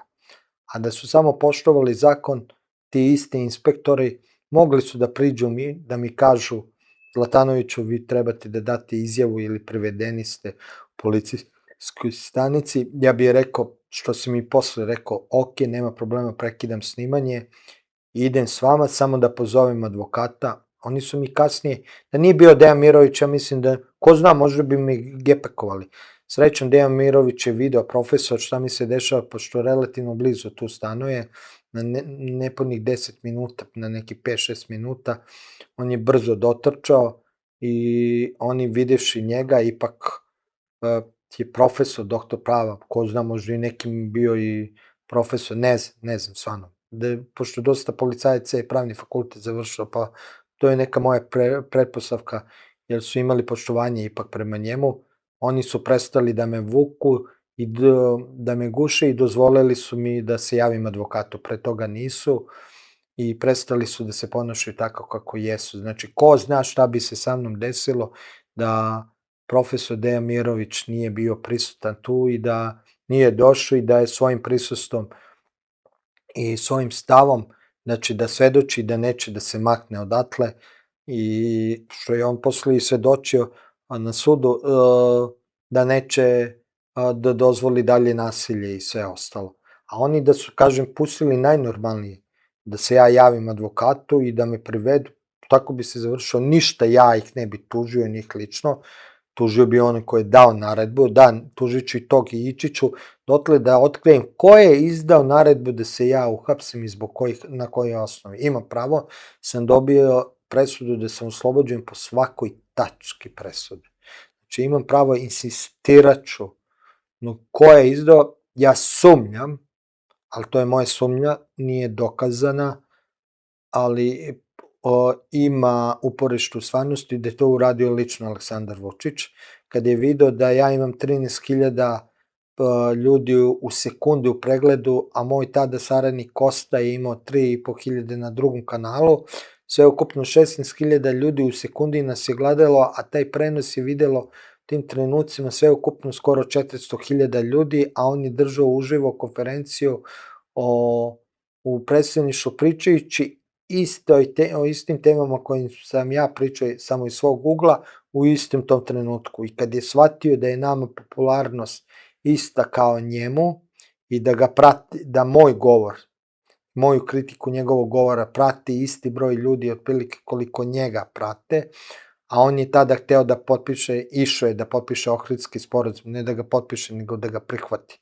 tačnije rečeno, i da dalju izdaju Kosovo i Metohije završi, shvativši da bi i da smo medijski podržali dolazak Srba na sa Kosovo i Metohije u Beograd i da su trebali još jedan put da dođu, da će imati problem, a želeći da postavi da opozicija o tome radi, a ne da Srbin Info i Srbin Info izvešava Srbi sa Kosova, Metohije uz podršku drugi kao što je Damjan Knežević, kao što je bio Dejan Mirović, kao što je bio Ljuba Stefanović, Narodne patrole i druge organizacija, tada LRN je došao da guraju tu stvar, onda je on rešio da me uhapsi, to je moje, za sada ja nemam materijalne dokaze, ali imam pravo na tu pretpostavku i ja ću na osnovu te pretpostavke da pokrenem istragu, ali zanima me istina. I vezano sa mnom, pa ću reći za Damljana kratko, samo da kažem da čisto za ljude koji ne znaju, koji misle. I to je bilo zašto su od mene oslobodio. Znate, inače su dva pravna spisa napisane, jedan je u Srbiji Đorđević, advokat, inače doktor pravnih nauka, a drugi je neki Italijan napisao, koliko sam shvatio, ili Francuz, ne znam. To je bio paradoks. U mom govoru ja nisam ime ni jednog čoveka spomenuo. Namerno sam držao biblijski govor, namerno sam držao takav govor koji može da se drži i narednih 500 godina, to je moj neki ideal, pošto sam istoričar i vernik, narednih 1000 godina, a mogo i da se u 15. veku drži. Izraz ko potpiše njega ubiše je izraz koji treba da stoji večno, vezan kao simbol izdaje, i opomena šta nosi sa sobom izdaja i nije upućen ni prema jednoj osobi konkretno, ali je upućen ka simbolu i ka svim osobama koja spremaju izdaju, vrše izdaju ili će vršiti izdaju. A u tom smislu je simbolički bio maksimalno. Mi uskoro trebamo, ja i Damljan, da dobijemo taj transkript celog govora, tonski zapis naše odbrane, čisto da vidite, a moj govor imate na YouTube-u, tako da možete da poslušate, da vidite i da se sami uverite i da čujete da znači nijedno ime, nijedna stranka, čak ni institucija nije pomenuta kao predsjednik države, niko, opozicija kao opozicija je pomenuta, ali u tom smislu niko nije, tako da bilo to isto zanimljivo na sudu kako je tužioc prepoznao Aleksandra Vučića, nije Anu Brnabić i Ivicu Dačića za izdaju, tako da sam ih čak i optužio da oni spremaju zbog toga, favorizuju a ukazali su na Aleksandra Vučića kao da on je učesnik u zavere protiv Aleksandra Vučića. Tu su bili i policijski inspektori koji su o tome govorili, muž od ove ministarke Irene Vujović, u specijalnoj emisiji govore mnogi novinari, svi će oni dobiti tužbe na osnovu ovog. Svako od njih koji je tvrdio da sam nešto radio što je sud dokazuje da nisam, dobit će tužbe i zbog opomene da takve stvari više ne rade i da ne crtaju metu ljudima, a meni su crtali metu, nažalost istovremeno meni i Damljanu. Zanimljivo je da je istu skoru izjavu tada su dali i ruski i američki ambasadori. To je bilo zanimljivo da su to jedini slučaj kad su ruski i američki ambasadori imali istovetne izjave.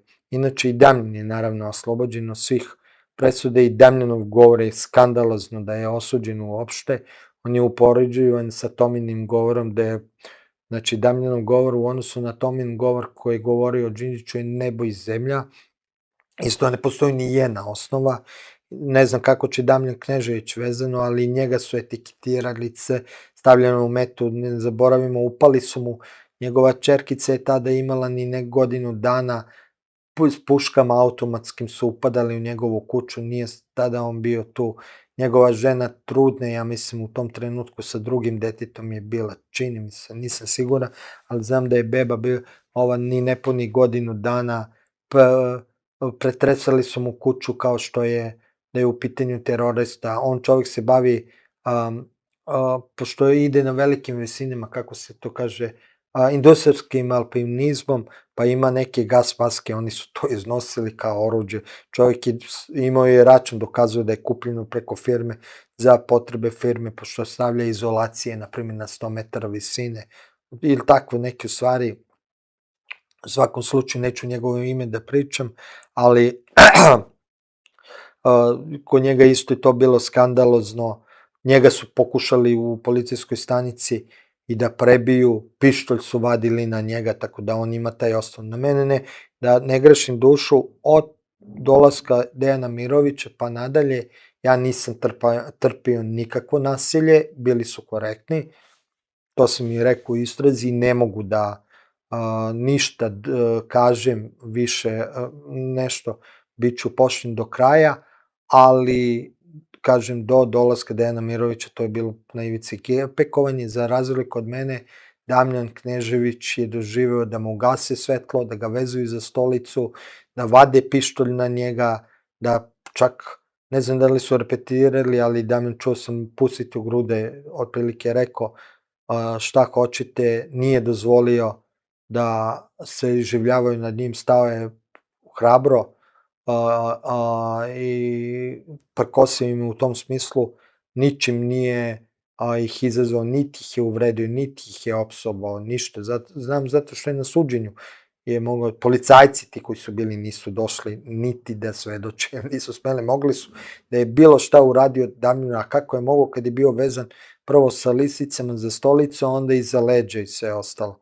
Tako da on ima i tekako osnova za neke stvari, on je imao povrede, u bolnici je to konstatovano kasnije, povrede ispitivanje i znači na njemu je primenjena sila, ko zna šta bi bilo da ja nisam bio tamo, u smislu ja sam čuo, nisam video, ja sam krenuo prema njemu, kad sam čuo onda su krenuli, inspektori su me sprečili, dobro, sprečali tako što su stali na vrat i dali mi do znanja da ja moram da se pobijem s njima, ja naravno shvatio sam o čemu se radi, vratio se na mesto, ali sam rekao da neću da sedim, da ću da stojim dok ne čujem da je Damljan ok i međuvremenu nekako se desilo da je naš advokat došao ili Dejan Mirović, Dejan Mirović jedan put, ili Dejan Mirović kasnije došao u policijskoj stanici, ali ubrzo i advokat naš došao i oni su tog trenutka bi promenili politiku i prema Damljanu, pošto Dejan Mirović kad je saznao da me vodi, onda je on uzimao taksi, pa je on kasnio nekih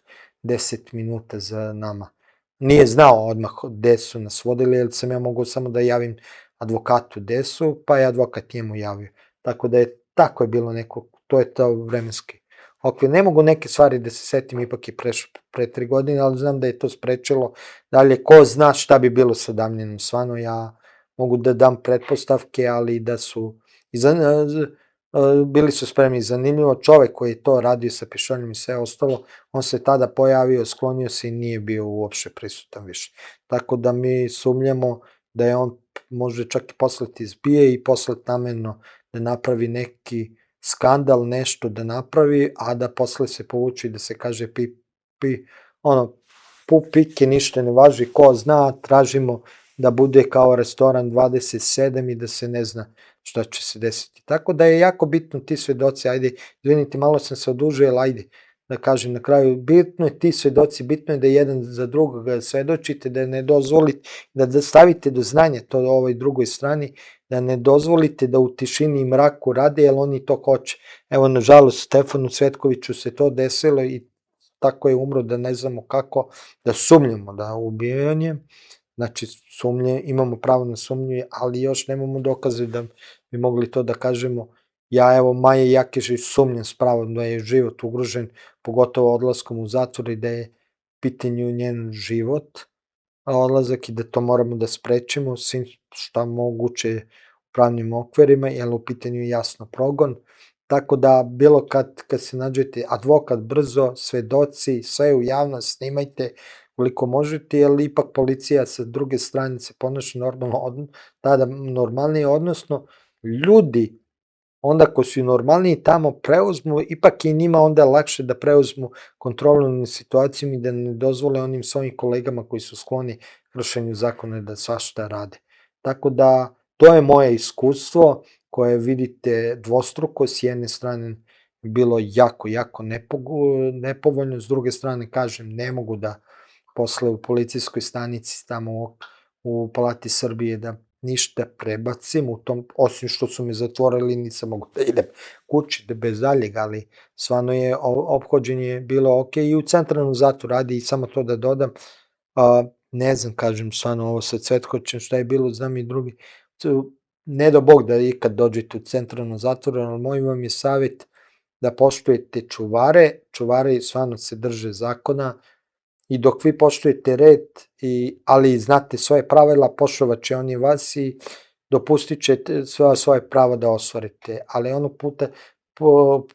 puta kad pokušate da nešto izvrdate, da nešto radite protivzakonito i protiv reda tamo, samo ćete kod njih dobiti da ste crna ovca i onda ćete biti na tapeti, a i to sam video, jako loše ćete proći. Nemate potrebe da kršite pravila, pravila su tamo na vašoj strani, koliko to izvučilo šokantno, ali jest dosta štite i zatvorenika, tako da je moj vam i savjet da tu se držite, da ali naravno nemate šta i da sarađujete u tom smislu da sad vi brukate i da ste drukara i sve ali poštujte njihov rad, poštovat će oni vas i tamo vam je najveći neprijatelj, nažalost, narkoman koji ostane, koji vam je u sobi ili teški neki bolesnik, jer ne mogu adekvatnu terapiju da dobiju 22 sata u jednoj sobi. Pakao.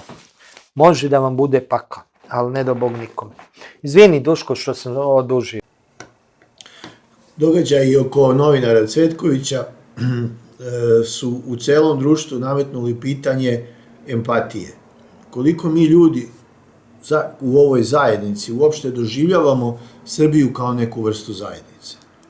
Koliko svoje mesto doživljavamo kao zajednicu, koliko svoju ulicu i na kraju krajeva šta gledamo sa porodicom? Moje mišljenje je da je empatija u ljudima namerno uništena kako bi se lakše završavali maliciozni i zlonamerni poslovi koji se rade prema našem društvu i nama samima.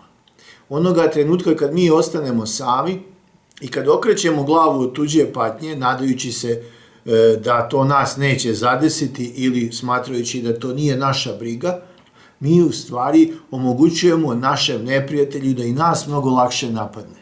Jer neprijatelj zazire šta će se desiti ako napadne jednog čoveka u nekoj zajednici, da li će ta zajednica reagovati ili će taj čovek ostati sam naspram neprijatelja. A ako ste primetili, i kada dolazi neprijatelj u bilo kojoj formi, oni uvek dolaze u velikoj grupi, dobro organizovani, dobro naoružani i dobro utrenirani.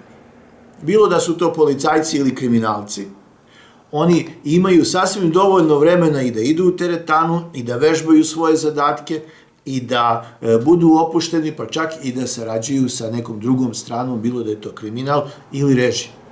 Za razliku od vas, vi morate da idete na posao, morate da radite dodatni posao da biste mogli da preživite i jednostavno morate da se bavite svojom porodicom koliko god je moguće. Vi nemate vremena da trenirate, vi nemate vremena da se sami borite protiv svih. Istovremeno, ako ste primetili, bila je jedna vrsta socijalnog inženjeringa gde su se pojavljivali neki likovi poput Ramba, Dolph Lundgren i on. Znate, Rambo obično ubija najmanje 200 Rusa, Afganistanaca, Iračana ili nekih neprijatelja Amerike.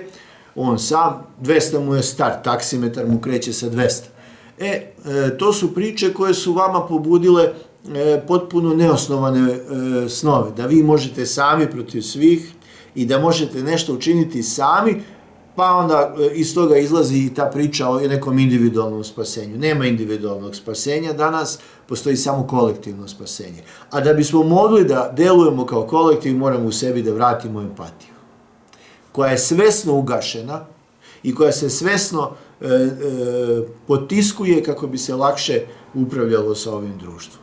Sa druge strane, neprimerene medijski pritisci na vas da morate da imate 2, 3, 5 automobila, 30 pari cipela, 10 kuća, 7 vikendica, 3 čamca, to sve govori o tome da morate da se posvetite tim ciljevima, iako ste primetili kad su ljudi imali jednu gitaru, jednako su dobro svirali kao i sada kad imaju 5 ili 55 električnih gitara, a mogu da vam kažem da mnogi, kao što je Radomir Točak, je krenuo sa jednom najjeftinijom Marijom i napravio čudo sa njom. Prema tome, boj ne bije svjetlo oružje, već boj bije srce u junaka, a da bi taj junak imao srce, potrebno mu je da ima empatiju. Stoga, razmislite oko toga, razmislite da li vredi saosećati sa drugim, razmislite da li ste čovek ako nemate emocija. Ja ne znam, evo, podučite me. Sa druge strane, video sam da su napravljeni šabloni, obrasci ponašanja koji se običnom stanovništvu utiskuju. Pa evo, kad pogledate komentari su prepuni mržnje.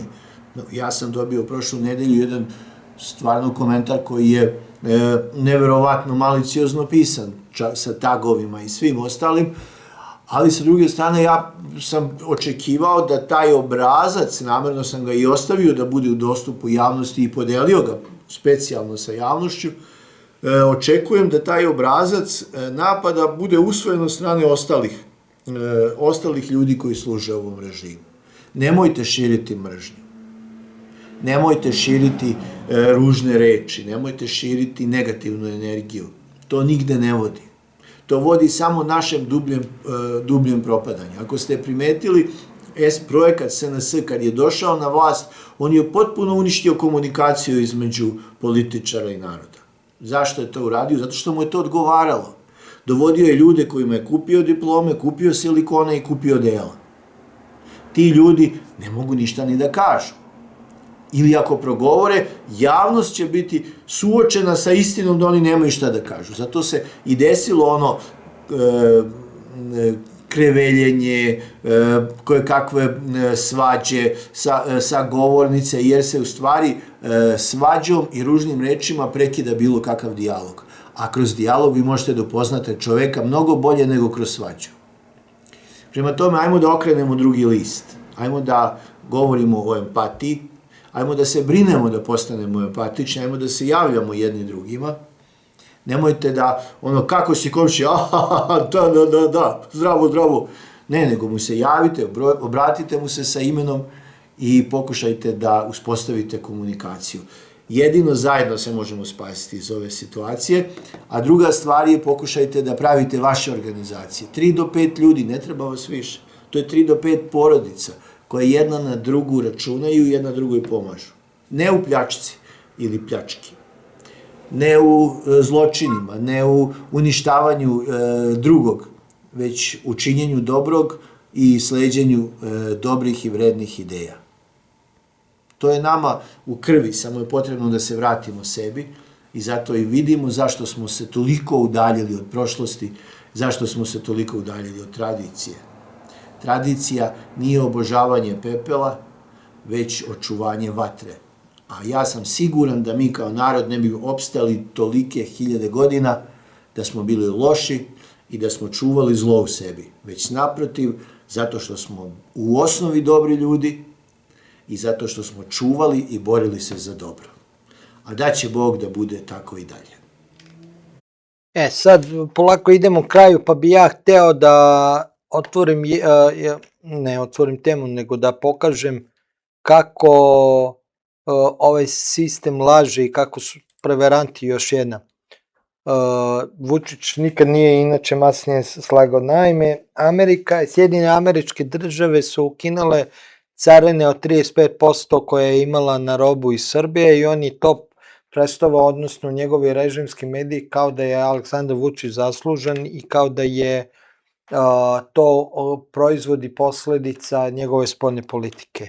Međutim, razlog za ukidanje tarife od 35% nije nikakav poseban uspeh Vučića, nego sticajem okolnosti.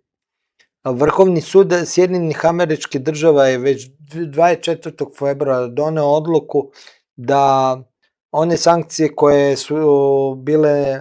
je dao Trump trgovinske prema mnogim zemljama sveta prethodno, pa i prema Srbiji, su nezakonite i da moraju biti ukinuti i one su sad tek ukinute.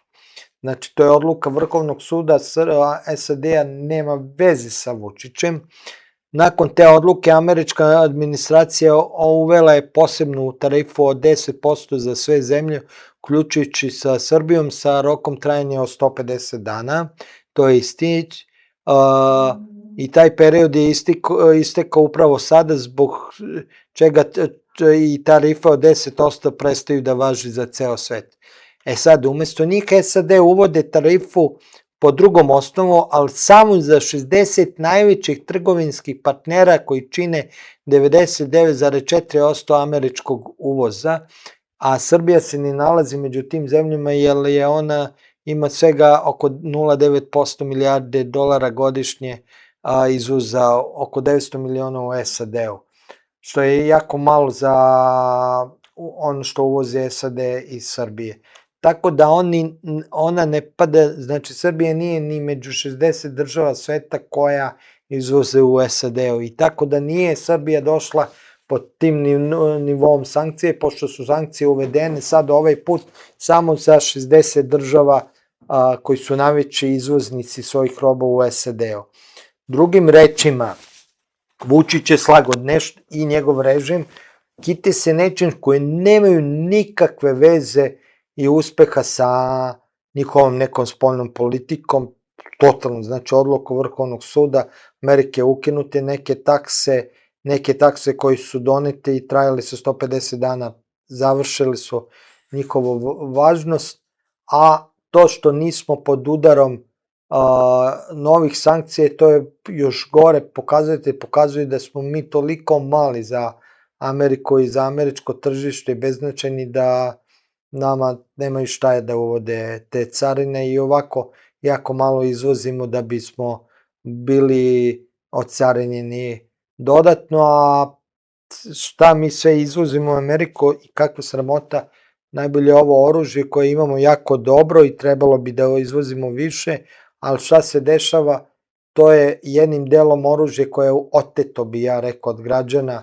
novim zakonom o naoružanju i prethodno posle ono ribnikara koji su ljudi davali zaplašeni kampanjom da ne trebaju da drže oružje kod sebe i kad su ljudi razoružani, šta se tada desilo, ta oružje koje je uzeto tada i koje su trebala biti uništena, one su oteta bukvalno iz državnih skladišta i preprodavana u Americi, i to za bagatelne cene i tamo se prodavali, što je protivzakonito i sve ostalo i o tome su pisali američki mediji. Znači, to je prava istina o tome i kakav ti je tvoj komentar na ovu vest ili imaš nešto novu neku vest da dodaš? Pa priča o tome kako Aleksandar Vučić je uspeo da skine sankcije Srbiji, odnosno carine za robu iz Srbije koje su bile od 35%, su samo još jedna u nizu laži i neistina koju ovaj režim prema građanima praktikuje.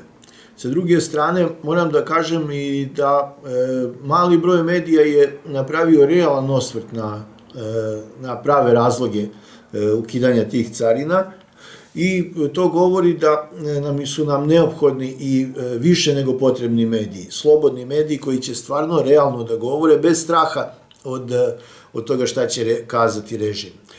Ono što je za mene interesantno je da i mediji smatraju da te subvencije koje dobijaju iz budžetske kase za funkcionisanje medija im daje režim, a ne da im daju poreski obveznici. Kao što sam primetio i da policajci štiteći režim, u stvari i pravosuđe u kompletu, smatraju da im platu daje režim, a ne da im daju građani, odnosno poreski obveznici. To samo govori koliko je naš sistem obrazovni propao, jer to bi trebalo deca prvo da nauče u školi. Ko plaća državne službenike? Plaćaju ih moji tata i mama, moji baba i deda, ujak i ujna, stric i strina, moji komšije, a ne da ih plaća predsednik opštine ili predsednik gradonačelnik ili predsednik republike ili šef. To su stvari o kojima treba ljudi najpre da govore. Što se tiče samog odnosa Aleksandra Vučića i Sjedinjenih država, ako ste primetili, Aleksandar Vučić je, bivajući već i Bog je zaboravio od kada na vlasti u Srbiji, svaki put dovodio Srbiju u konfrontaciju sa narednom državnom administracijom u Sjedinjenim državama.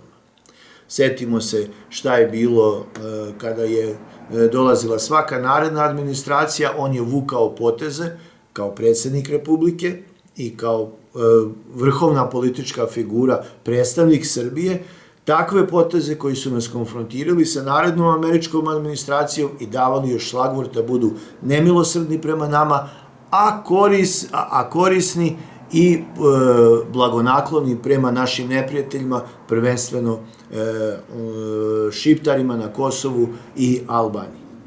Ono što je zanimljivo je da kod nas mediji o tome nisu puno govorili i nije im smetalo što politička garnitura u Srbiji dovodi Srbiju u konfrontaciju sa državnom administracijom Sjedinjenih država, računajući da je to dobro, jer to je dobro u korist jedna sto ponovo gura u neki prostor Rusije.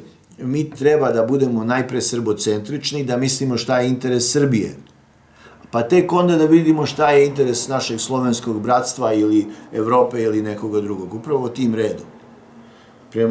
Stoga uvek treba na taj način vrednovati poteze političara i vrednovati odnose. Nama nije u interesu da bude niti samo Rusija na svetu dominantna, niti Kina, niti Sjedinjene države, već multipolarni svet.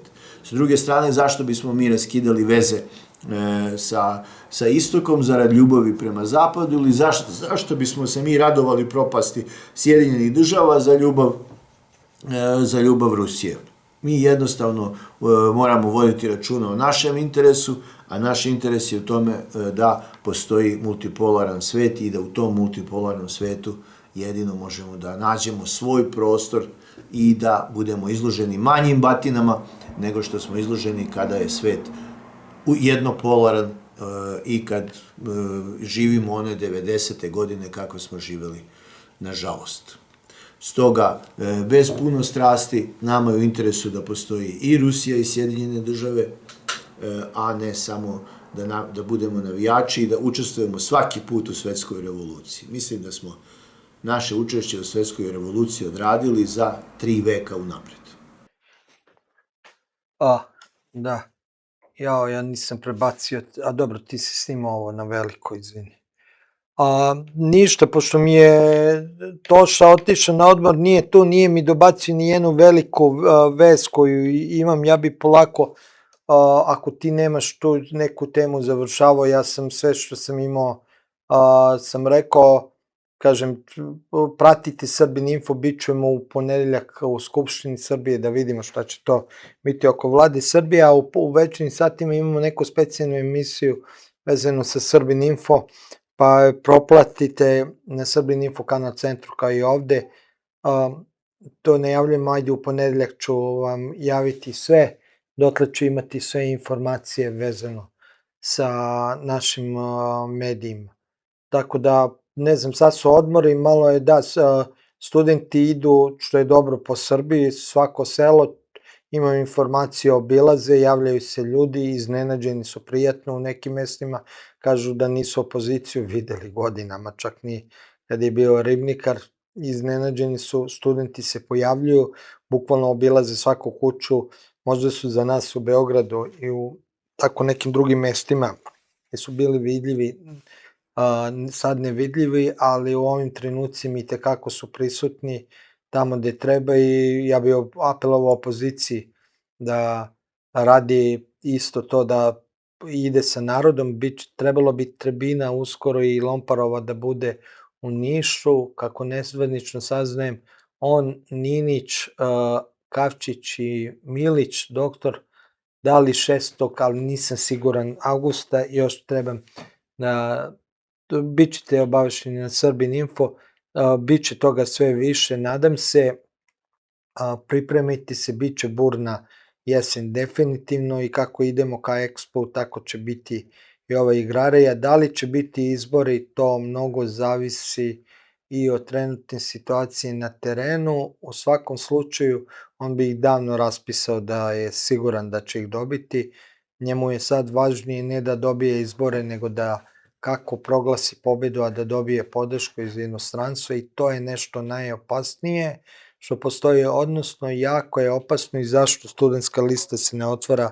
Stvarno se po svaku cenu vrši pritisak na razne načine na svako ko je protivnik ovog režima, tako da oni bi najviše bili srećni kad bi znali spisak studentskih ljudi na studentskoj listi, jer tada bi, ja znam ljudima da su rođake njihove ganjali, ljudi koji žive u inostranstvu, da su njihove rođake ganjali ovde po Srbiji, jer nisu mogli te ljudi da dohvate inostranstvo.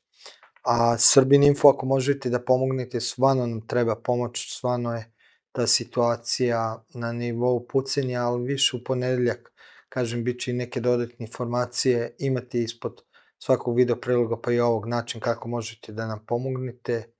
Hvala vam što ste nas pratili, što nas pratite tokom celog leta. Pomože Bog, braćo i sestre, svi Srbi ma gde bili u svetu i svi ljudi dobre volje. Vi se nalazite na kanalima Srbin Info i Centar. Ovom prilikom želim da vas informišem da je YouTube omogućio pretplatu na našim kanalima. Time ostvarujete neke od pogodnosti. Takođe, ako želite da pomognete rad naše redakcije, možete uplatiti donacije preko platforme Patreon ili direktno na naš devizni ili dinarski račun firme. Instrukcije za plaćanje možete naći u opisu svakog našeg videa.